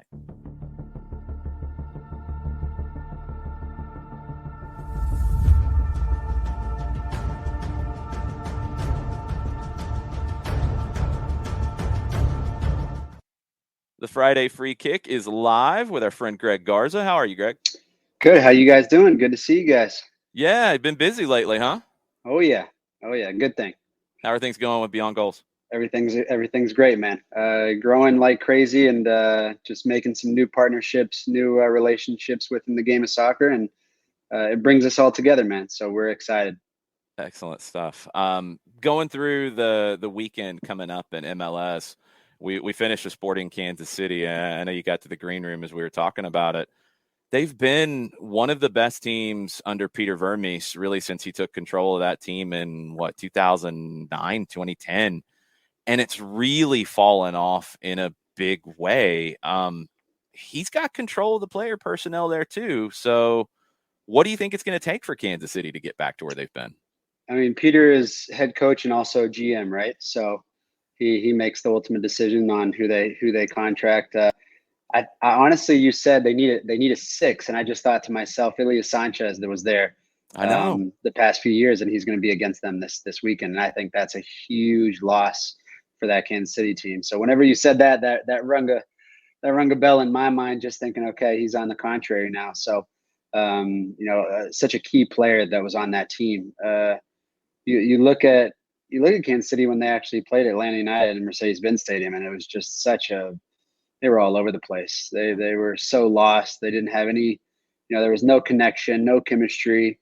And it's kind of been like that for them the whole entire season so far. And you kind of think that you have a team that's been together. You have still a bit of those core guys that have been together for a few years. And you start to think, okay, what's the next transition like? What's the next move into start getting new guys in to create a new atmosphere, a new environment, just so they can move forward. What's it like, Greg, going up against an old teammate? You mentioned Ilya going up against Sporting in the situation where you leave your club, you're in a better environment currently if you're Ilya with LAFC. What's it like to either face an old opponent or be the guy going into a market, going up against an old team? What's that vibe like going into a matchup like that? I'd say it's a fun one because that whole entire week, I can guarantee you that all the questions are probably towards Ilya, trying to figure out how to break their back line or to split lines or to break pockets or whatever it might be, right? And I think that's probably, there's probably a bit more of responsibility that's on his shoulders. But I think as a player, you thrive off that. You embrace that challenge and you kind of use that to gain those leadership qualities and knowing that, the coaches or the other players, they're counting on you to give the most information that you can possible about every single player that's on that other side of the team, on the other side of the field. I want to get into Atlanta and Cincinnati here, two clubs that you know well. Cincinnati coming to town. They've been hot and cold this year. They've had some good moments, and they've had some moments that you're like, whoa, wait a minute. Okay, this is the Cincinnati that we've seen in the past. I want to let's start with the Cincinnati side. So you've got this thing going on with Brenner right now where it sounds like he's asked for a move. There was an offer made. They turned it down. He's not starting. It's a 3-4-1-2 right now for Cincinnati, and it's Baji and it's Brandon Vasquez up top. How much of a distraction can that be to have a player like Brenner who was brought in with so much hype and he's asked for a move out and he's not playing, can that distract the guys who are playing? I think in a way it can. I think the guys that have been on the pitch, I mean, you look at Brandon Vasquez, who's taken the golden opportunity, right? We always say one's failure is another man's opportunity, right?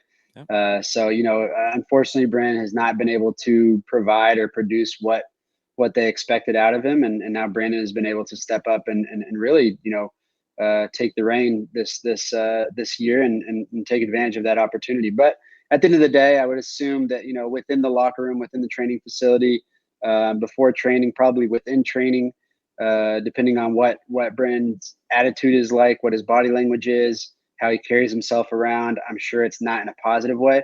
You're talking about he's a DP, so he's expected to be the guy. And when you have that responsibility and you're not able to, I guess, live up to that hype in a way. And another thing, right when they made that contract, I thought to myself, man, here's a Brazilian guy going to be a DP, and he's going to such a cold place, man. I just thought to myself, okay, what's going to be this guy's mindset off the field?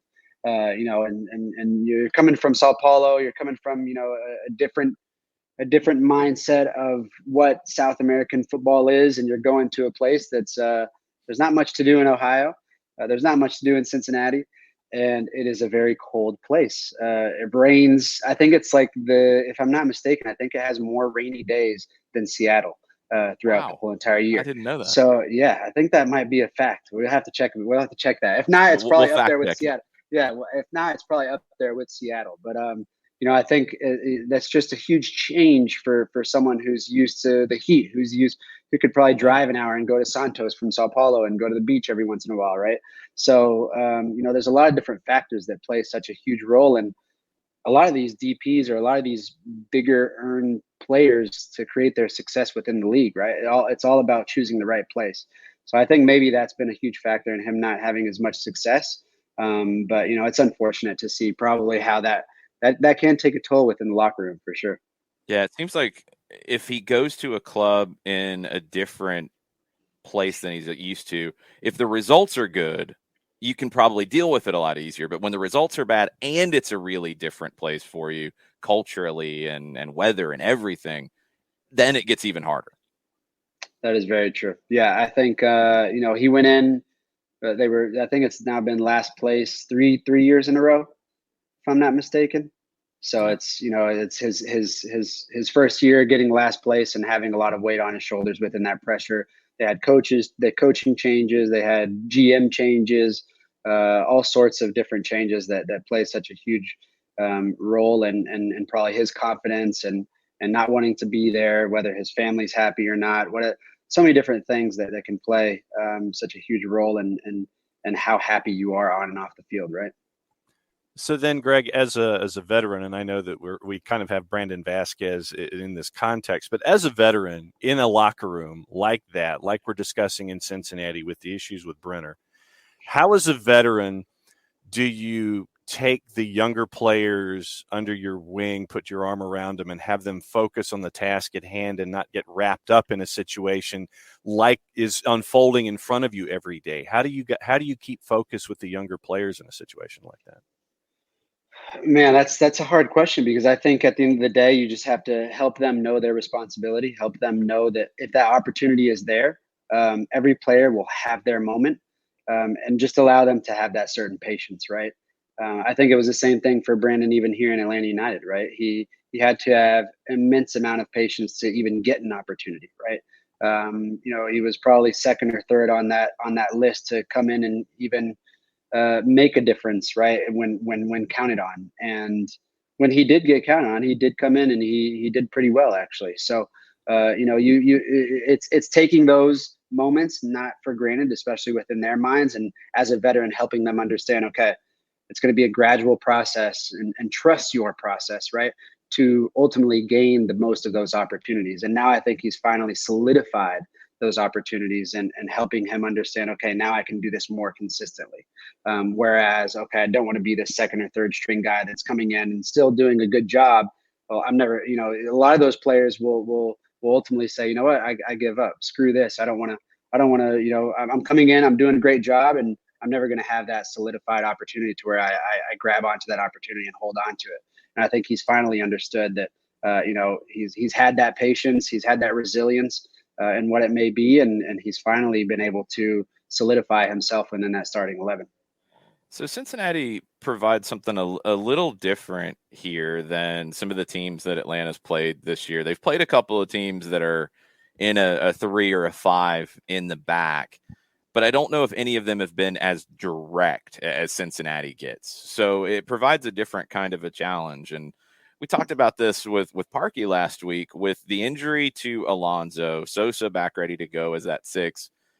We wondered if Gonzalo Pineda might go to 3 center backs as he did last year to give that little extra bit of security. He did in this one, but he went back to a line of 4 in the second half, going up against Badji and Vasquez and a Cincinnati team that's not really looking to build up the play very much. They want to get into the attacking half quickly. What do you think the play is here? Is it Campbell, Robinson, Franco again, or do you play a line of 4 and match up with Vasquez and Badji?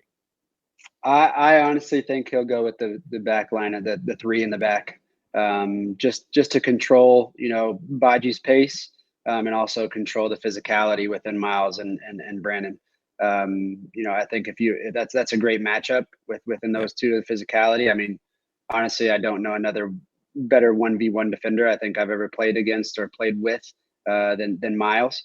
So I think they'll use him to really match up with Brandon, but you know, I think at the end of the day, it's a hard structured team right now within Atlanta because you're having to move so many different pieces and have guys adapt to so many different situations, 2 injuries in the beginning of the season. And, you know, it's still such a long season and you're already having to make these major changes and adaptations. And it can be tough. It can be tough on a lot of players that are coming in, like I said, knowing that responsibility, but at the same time, you're missing some major pieces that you know build that camaraderie, that build that chemistry within a team that you brought for that reason, right? And I think Ozzy is definitely one of those guys, right? You brought that guy not only for his presence on the field, but for his presence off the field with the younger guys, with you know pushing them through the ropes and understanding those certain responsibilities. And losing that piece, even though I know Sosa is a great player, and I'm sure he'll come in and do a great job. You know, he has that experience under his belt, but it's just a different. You're talking about a guy that's been in the league for I don't know how long has Ozzy been in the league now for, and had so much success on every single team he's played for. So it's a huge change, you know, and it's a very unfortunate one as well. Yeah, I think when you look at the 3 center backs and figuring that out with Sosa in front of them as that 6, a little bit of almost like a diamond in the back. Alan Franco's been a big part of that. And Franco, I think he gets a wide range of reactions from the fan base. Last game, I thought it was pretty well defined with Robinson dealing with Swiderski, with Campbell dealing with Rios, and Franco as almost like an old school sweeper. And I thought it worked well. He reads the game so well. What have you thought of Alan Franco during his time here? I like him. I think he is one of those guys that like you said, reads the game very well. And he has a great touch. You know, he's very, very savvy with the ball, very calm with the ball. That's someone that you need, especially within that back line, to give you that confidence, right? I think, you know, another great example was probably the LGP with somebody who was maybe sometimes even too calm on the ball. But someone that, you know, could really find and pick out passes and just give that extra second of, you know, relaxation whenever building out of the back. And I think Alan Franco gives that. You know, you look more, and that's what I always say. When you look at Atlanta United, you always want to look at them from the attacking perspective, right? Mm-hmm. And I think that's something that Tata really helped us within those 2 first seasons was, I don't want us to be this defensive team. I want us to always know that, hey, if we always have the ball, if we always are on the attacking side of things, then nobody looks at Alan Franco as the defensive player he is. Let's look at Alan Franco as what he provides in the attack and what he provides in building out of the back. And I think if we can allow those moments to play such a bigger role within the game, then you look at all the positives that what Alan Franco can produce and provide within the team. And so when you're playing against a team like Cincinnati, who is very direct, How fast can you get that ball back to have him focus on those strengths of his and building out of the back? So I think just the reaction times on the defensive side of things and getting the ball back as quickly as possible, even if they do play very direct, is probably so key within the next game that we play on Saturday. You mentioned the back line. Let me go back to Miles really quickly. What has it been like for you to see Miles' game continue to grow and evolve to where it is now, where he's an integral part of the back line for the national team, obviously an integral part of the back line for Atlanta United, and the success for both? What's it been like to see Miles' game grow over this last handful of years? I think he is. We use him all the time in our mentoring sessions. We use his name as probably one of the biggest examples of just having patience and understanding that everybody's path is different. Everybody can grow at different rates, and he's a guy that's really just shown that with his resilience and his patience and his athleticism, not only his athleticism but his ability to learn the game at a high level has been immense. I look at Miles in the very beginning when he first got here, and we had a lot of veteran guys. We had guys that had played on national team. We had guys that, and he had absolutely no fear. And that's why I say he is by far the best 1v1 defender I've ever seen, because I remember when we had to travel to Flowery Branch every single morning to train the very first few months within Atlanta United. I just remember every single day, all of us saying, "Oh my God," we would do 1v1 situations or 1v1, attacking, defending. And he would, there wouldn't be one play where he would lose any 1v1 situations defensively. Yet there were a lot of situations to where we would then play out of the back and he'd have a hard time playing out of the back. And so, we tell ourselves, man, if this guy could learn the game, if this guy could understand and read the game much better and really listen to and just watch the other guys, watch Parkey, watch LGP, watch guys that are coming in, watch Jeff when he plays in the center back position, all these guys that have that experience, and just learn from those guys little by little, this guy can be something else. And now he is that something else. My personal opinion, this has got to be his last year within the league. It has to be his last year within the league. He has to make that major jump.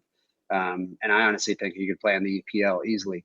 Maybe not on one of the top teams, but man, I think if he starts at a Crystal Palace or somewhere like that, and then he has a great year and, ultimately somebody big then sees him. You look at these guys that play on top teams, not all of them are the most technically sound guys, but they read the game very well. And that physicality plays such a huge role within that league. And he has those major key components of all of those great traits that can make a great center back in any league whatsoever within Europe, I think. Yeah, it's exciting to see how far he's come, and he was coming from a good spot to begin with. Like you say, the defensive side, nothing to worry about. He's picked up everything else so well, and he is a top 5 European League center back, in my opinion. And then you've got another one coming in George Campbell, who has stepped up this year after having a good year last year, never looked too bothered by situations what he got thrown into. This year, I mean, Gonzalo Pineda said it. He feels bad when he has to leave Campbell out of the lineup because Campbell's been so good.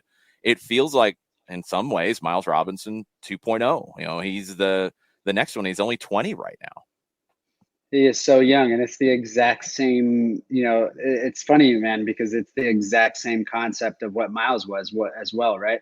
George would come and train with us within the first team, and you'd say the exact same thing. This guy is such a beast on the field. He's so great at 1v1. He's, all these different things. Okay, he still needs to learn this part of the game. He still needs to learn this building out of the back. He still needs to learn reading the game offensively or whatever it may be, providing support in certain situations. And the best word that I always use, and the one thing that stuck out to me the most as a player, even though when I was very young, was just the word of experience, right? Yeah. You give these guys certain amounts of experience, and it allows them not only to gain that confidence, but just to understand the game so much more. And allows them to, really use their great traits of what they are as players. So George Campbell is now putting that experience under his belt at such a young age, and allows him to really, the sky is the limit for these guys in the future, man. He doesn't play like a 20-year-old.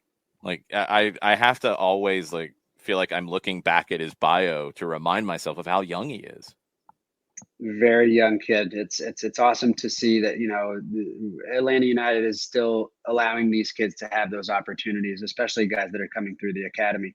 I think that's the beauty of it. I think even though there are a lot of hard situations for the Atlanta too, within the USL, and there are a lot of hard outcomes that come within the games that they play, but those kids are developing at a higher rate. Playing against men, playing against guys that are, really teaching them how to play in that next level. But that's a part of the process too, Greg, where you have to learn these lessons, and you can't just learn them on the training pitch. You're learning them with Atlanta United too, in this case that we're discussing, in game state, in games that matter, in the USL Championship, and to have these kinds of opportunities where young players learn quickly. They have to learn to think faster. They have to learn all of these things in a game state. I think it's big. And the fact that you're seeing that here with Atlanta United, not every club does it the way that Atlanta United does, but it gives that idea for adaptation for younger players so they can learn all of these different things and continue to grow their games. Most definitely. I think putting these kids under a certain amount of pressure at a very young age and seeing how they can cope with it. We use that within our mentoring sessions as well, as how these young players, how certain players deal and cope with those pressures, right? Those pressured situations, whether it's Atlanta United 2 going to play in Louisville, right? You're playing in a full stadium and you're playing against guys that have probably played around the league, guys that have been in Louisville for a very long time, just picking one team that's, has a great fan base and great atmosphere within that city, right?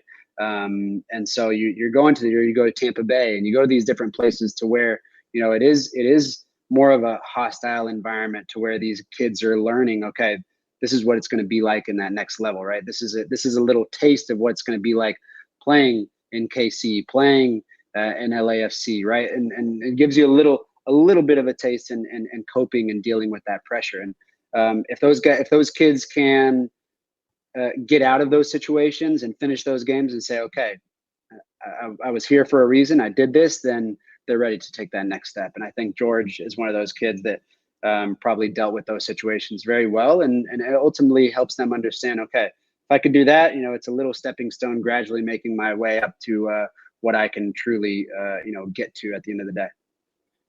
I want to get into set piece defending. One of the big things we're always talking about with Atlanta United, especially right now. I feel like I've gotten a little more specific with it here lately. It feels like it's the in-swinging corners that are the biggest issue. I think first, just from your experience and for people who might not know the differences in defending an outswinger versus an in-swinger. In-swingers are so much more difficult, right? Man, it's a hard one. It's a hard one to say, because I've been on teams to where, I remember I played in Tijuana, I would actually take an outswinger corner every single time, because it's where the ball is coming from just allows that player to head it back to where it's coming from, right? Whereas the in-swinger, all it needs is a little flick on, right? And it can be a near post flick on, and somebody can be in the back post, and boom, there's a goal. So just depends on how those teams really train it.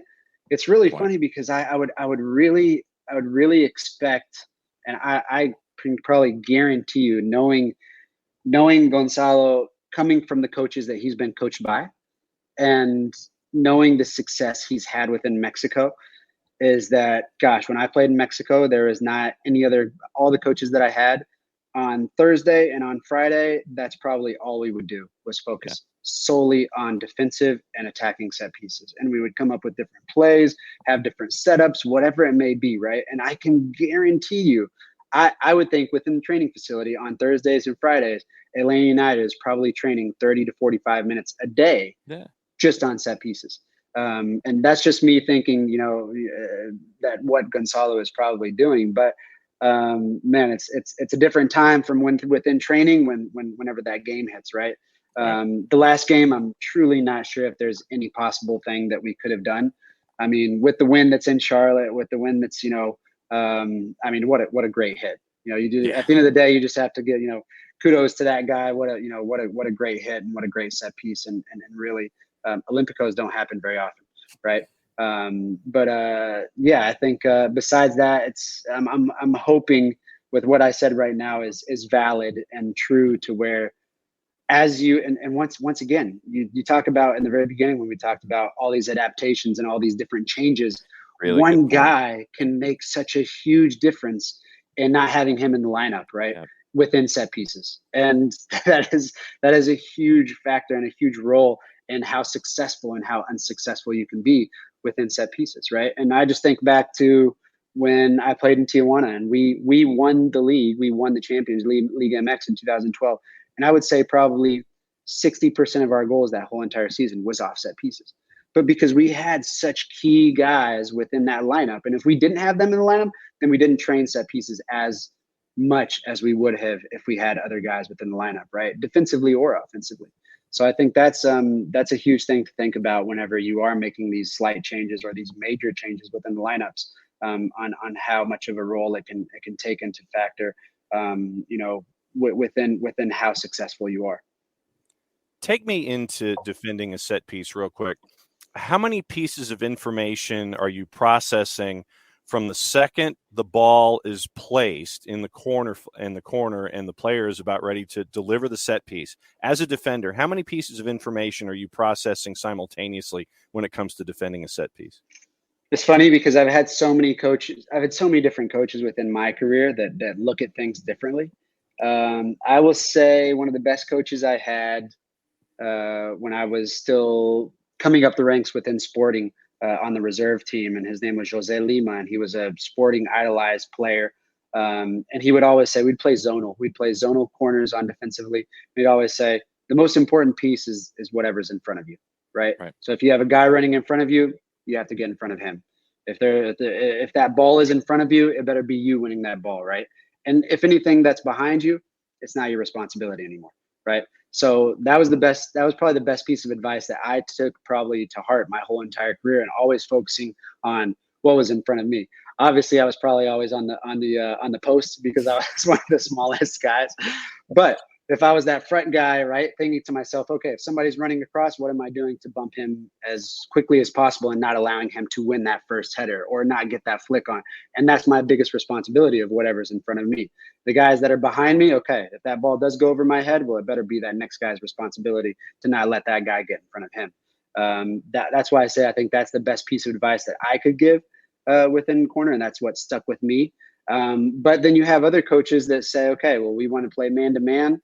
It can be a flip of a coin, right? And how many picks somebody's setting. It's like almost sometimes looks like a basketball court of how many picks that are being set or blockages that are happening within the box. So it just really depends on what type of coach. And probably for Gonzalo, it's more so, okay, everything that he's learned from all the different coaches he had within his career, and how can you kind of mesh all that together and make the most out of it.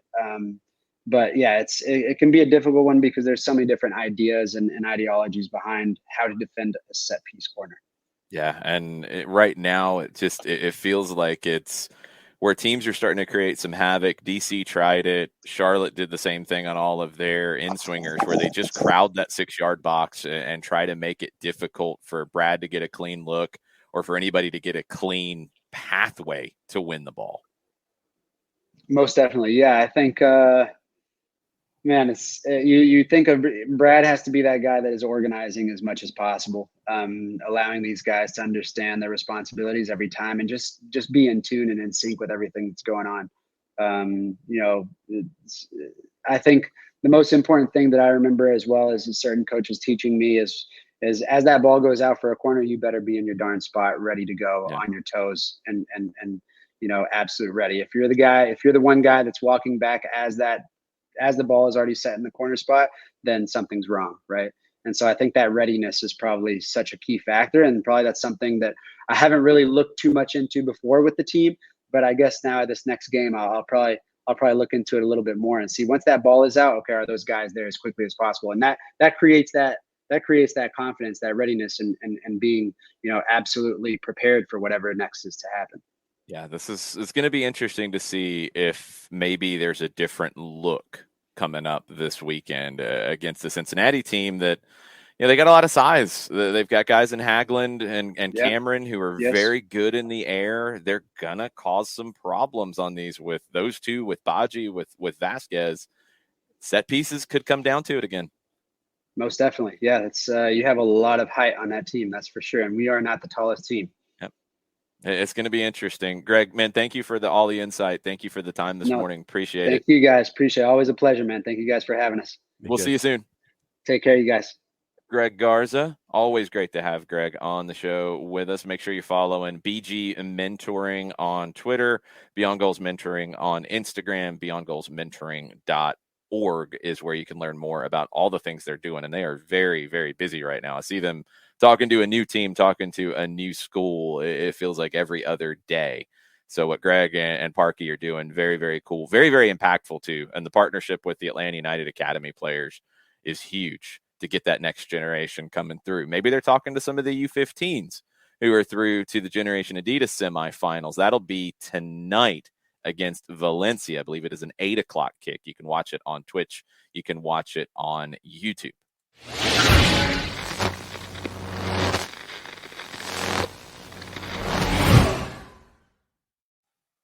Mike, we might be seeing some of those U15s down the road with Atlanta United. I am really hoping that we get a player named Rocket at some point making his debut for Atlanta United. Can I just start by saying it feels really good to hear Greg Garza still referring to Atlanta United as we. Yeah. It's funny when Greg and Parky both do that. I'm like, oh. No, I love it. I love it, especially because Greg played for Atlanta United's opponent on the weekend. So it feels nice to hear him say that. And that was a really, really good segment. And I think you're on to something about Hagland, Cameron, Baji, the targets that Cincinnati will have on corners and on set pieces this weekend.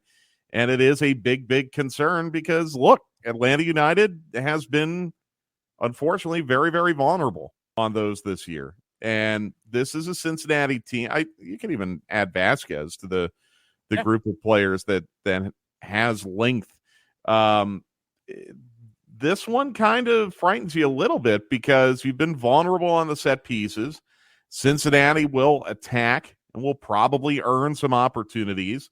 And this could come down to whether or not you can clear these corners and these free kicks. And Atlanta United did that in D.C., and for the most part, they did it in Charlotte, aside from one, and another one that was put just wide of the net, where half the crowd and me thought it went in.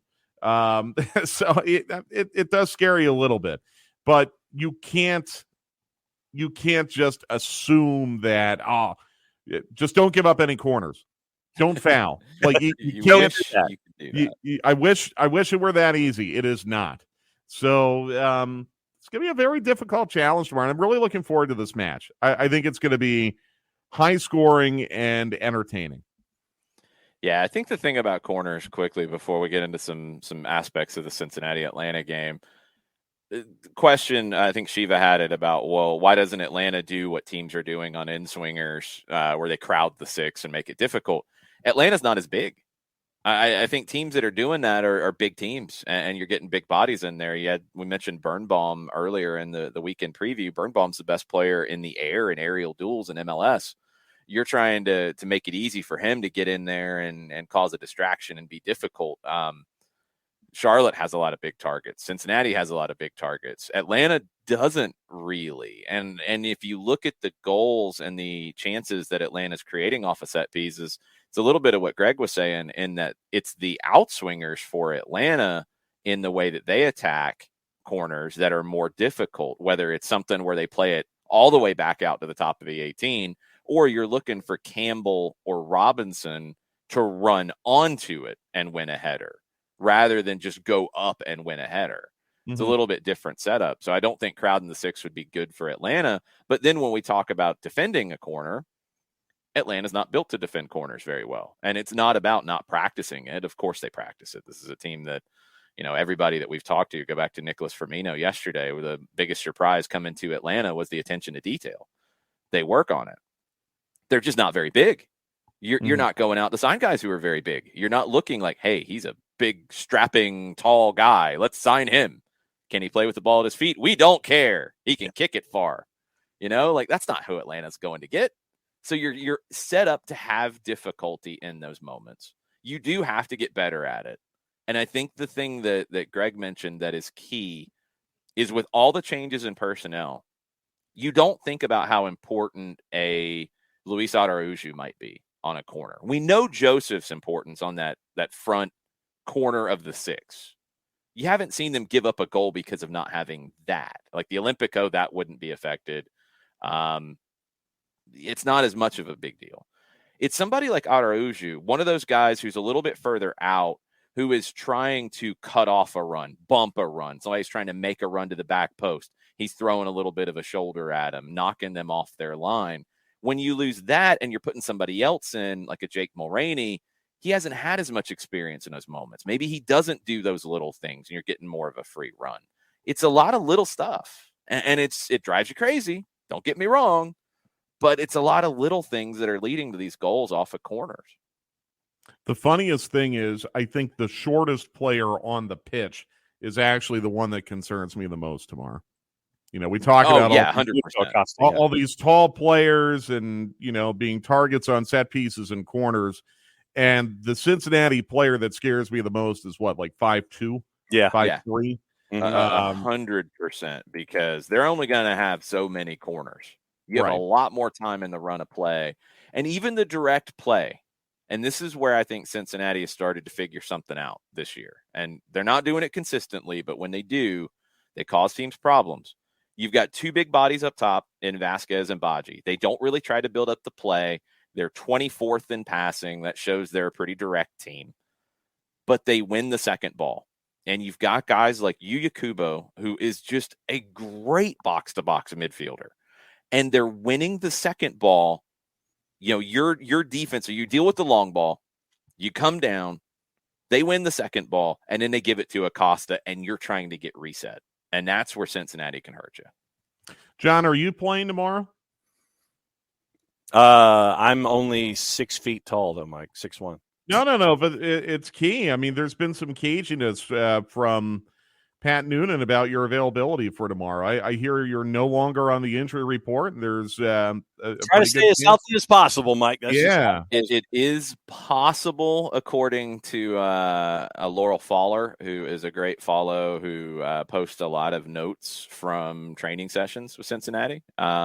He's been training, 3rd full week of training since his return. He had back surgery in September. You did, John? I know. He did. Really? He did. Shocking. Since Cincinnati is in a weird spot this week, though, and I'm curious to see what they do with it. So their first team is in Atlanta on Saturday. Their second team is in New England on Sunday. They're taking an organization day off on Monday because they have their Open Cup game on Tuesday. So managing who goes where and injuries you're dealing with, and somebody like Nelson here who needs minutes, but where are they going to give them to him? Is he going to go up to Foxborough to play Revs 2, or is he going to be here to come off the bench? I don't know. And they're still trying to figure out how to replace Ronald Matarrita at left back. Yeah. That's a really good point. For a guy like John Nelson, it's more important that he probably get the minutes right now. He hasn't played all year. Probably needs a guaranteed 45, I'm guessing. If you've got 3 weeks of training, you're probably at the 45 minute stage. And honestly, no disrespect to you, John, at all, but your status for Saturday's game is not like the number one headline for Cincinnati coming into this year. No. I'm going to go with no. Yes. Yes and no. When you look at Cincinnati, though, Mike, there are times when you don't know which one you're going to get. You had the one that just completely and totally hemorrhaged goals at the beginning of the year, and then they'll turn around and you'll get a 1-0 or a 2-1 result the other way. And so, I mean, you've got this early season schizophrenia, and you've got a team that's lost their last 2 coming in, but they've shown promise. It's like you're having to have your head on a swivel because you don't know which one of these FC Cincinnatis you're going to be getting here. Well, 100%. I mean, look at the 3 meetings you had with Cincinnati last year. First one was in July up in Cincinnati. Good match. Well-played match. 1-1. Really even match. Maybe slightly tilted towards Atlanta United because Vermeer was so good that night, but felt even-ish. As far as the second meeting went, that was pretty much an Atlanta domination, right? At Mercedes-Benz Stadium in September, if I'm remembering that correctly. Goals, right? Cincinnati was really, really shorthanded, if I remember correctly, that night. And then the third meeting on decision day, that was, again, a really tight match. Cincinnati scored early. I think Caleb Stanko, right? Like, really, really right. early goal. And Atlanta got two, but needed that golazo from Joseph in the second half to get the win. A match they did not need to win, by the way. They really were not playing for anything. It's kind of like the USA and Costa Rica. You just couldn't lose by 8. But, again, relatively evenly played. And Cincinnati defended okay for most of that match. So you're right. It could be anything. And I think looking back on last year, it might have just had to do with personnel availability. The personnel availability might be more of an issue this time around for Atlanta United. But you don't know what you're going to get. Atlanta's never lost to Cincinnati at the Benz, but they've had some tough matches against Cincinnati at the Benz. And I don't feel like Atlanta United's going to go in tomorrow and blow anyone out. I think Cincinnati will come in here. They'll play well. And this is going to be a very difficult match for Atlanta United. Yeah, I mean, I don't know. I think every match is difficult this season, honestly. I think the league is just at a different level in terms of your bad teams aren't necessarily bad anymore. And they have things that make it difficult. Like, even if they're not getting a lot of results like a San Jose, you're in for it when you're going to play San Jose. You're going to have to work. Cincinnati, I mean, they haven't been very good for a while, but they can hurt you in certain ways. Luciano Acosta is the best chance creator in the league right now. That you've got players like Yuya Kubo, who's one of the most active players in the midfield right now defensively, just gobbling things up. They're 4th in shot creating actions per 90. They're conceding a good bit, but they're 4th in that in the league. Atlanta's 8th. They take a lot of shots. They concede a good number, but they take a lot of shots. They're a team that pressures pretty well in the attacking third. They're 8th in that.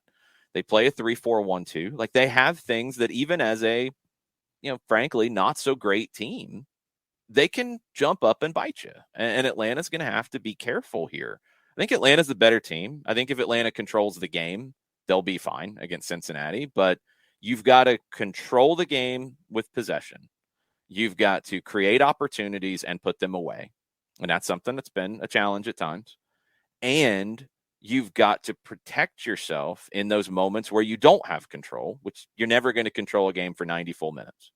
You've got to protect yourself, whether it's a set piece or whether it's Luciano Acosta getting a free run at you. You can't give him those because he loves to play against Atlanta United. Mm-hmm. He has 6 goals in 11 games against Atlanta. He hasn't scored more than 3 against anybody else. He's got the most goals against Atlanta than anybody else in the league since Atlanta joined the league. Luciano Acosta. He terrifies me. I have nightmares. No, he's a pest. He's not declining as he gets older. I mean, he leads the league in key passes coming into the league. Key passes and shot creating actions. He's one of the best dribblers in the league. I mean, he is at 27 right now. He's in his prime. He's killing it. Absolutely driving people crazy. And when you have a team like this, I don't know how to really phrase this, but what is it about FC Cincinnati, or what is it about teams like this that seem to give Atlanta United problems? Well, they're up for the match. Yeah, that's part of it. But John, I mean, FC Cincinnati hasn't given Atlanta a lot of problems. They've only beaten them once, and it was in a zombie tournament situation. True. They've never beaten them in Cincinnati or Atlanta. From our minds. Really think back. I mean, they did get a draw in early 2019 when Atlanta United was in the midst of CONCACAF. Yep. Atlanta went up there in September and solidly beat them 2-0. 2020, the first match after Joseph went out for the year, Atlanta took care of that pretty straightforwardly. Yep. You lost at MLS's back, a match that, I try to forget. Lock that one. 5 wins and 8 for Atlanta. Yeah. But Cincinnati's up for this match. They always are. They are. And when they take points from Atlanta, it's a big deal for them. So it'll be no different this weekend. Yeah, it's not one. I think these are the games that you'd call like a trap game. It's got that kind of feel because Atlanta's the better team. I think they are playing better this season. The records are what they are. They're real. They're not fake. Atlanta's at a point in the table and Cincinnati's at a point in the table. They're in different places. I think Atlanta's the better team, but there's no guarantees. There's no guarantees with these weaker teams in the league right now. And Cincinnati's got to show that they're not one of those teams. They got to do it consistently. Winning a couple, scoring some goals doesn't do that.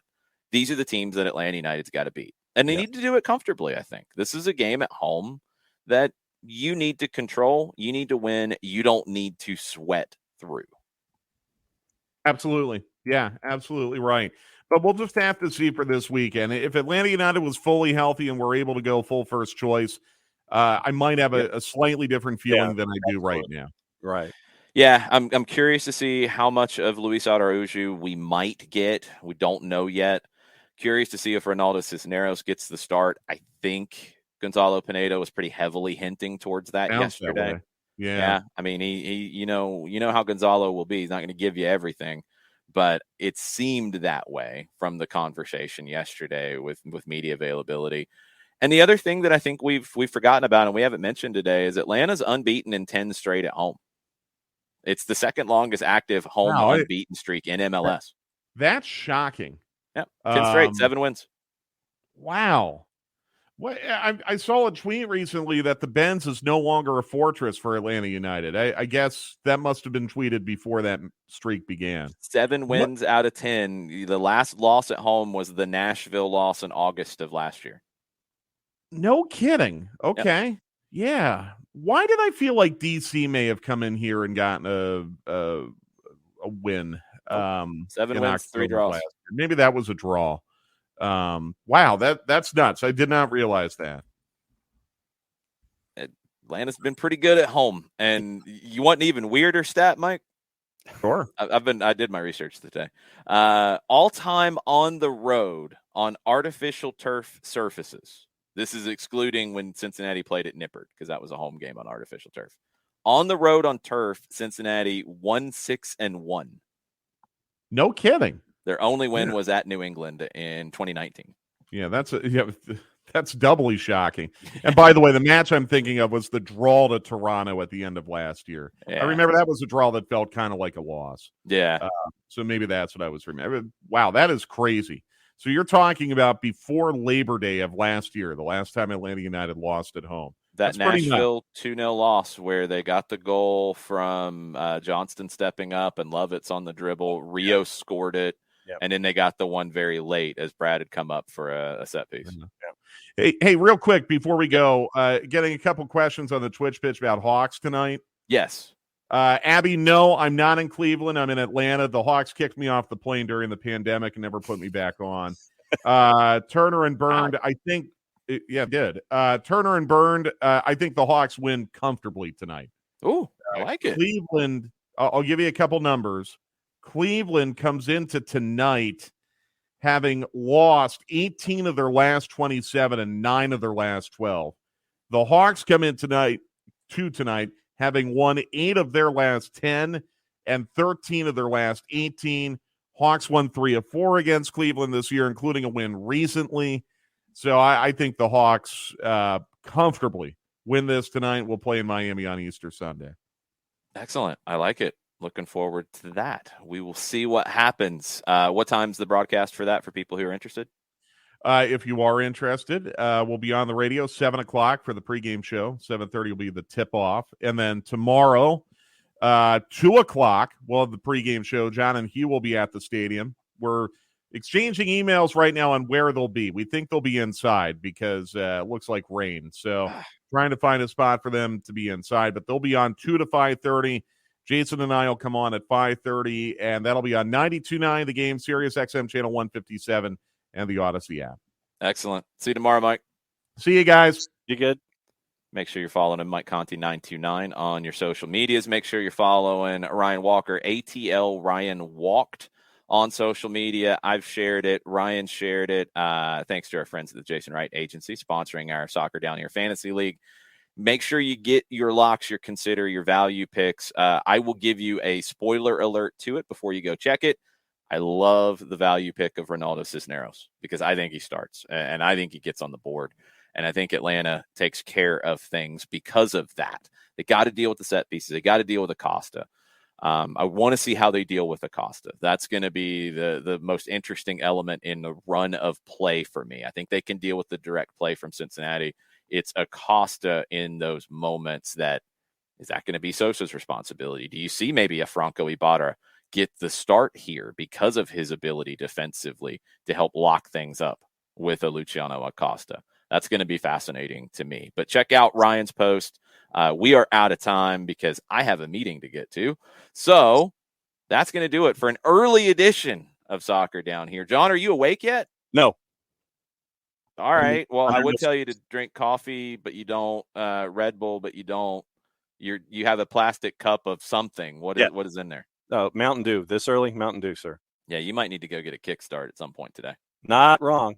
Yeah, just saying. They even have a new fancier energy drink from Mountain Dew. Yeah, I tried it once, and I'm like, no, that's too much. So if I drift into anything, it'll be a kickstart. I vote for Crunk Juice, ATL Pilgrim as well. Crunk Juice is always a good one. You never know what can happen when you drink the Crunk Juice. Anyway, that'll do it for us. We'll be back Monday for an overreaction episode. I'm sure we will be on the Watch Along channel on the Discord at points this weekend with games going on all day tomorrow in MLS. And as Mike said, we're on the air at 5:30 for the Five Stripes Countdown. You can listen on 92.9 The Game. You can listen on the Odyssey app. You can listen on the Atlanta United app. You can listen on Sirius XM FC. Thanks for hanging out with us this morning. Y'all have a good rest of the day and good weekend, and hopefully 3 points for Atlanta United. Mucho platiel. Mucho platiel.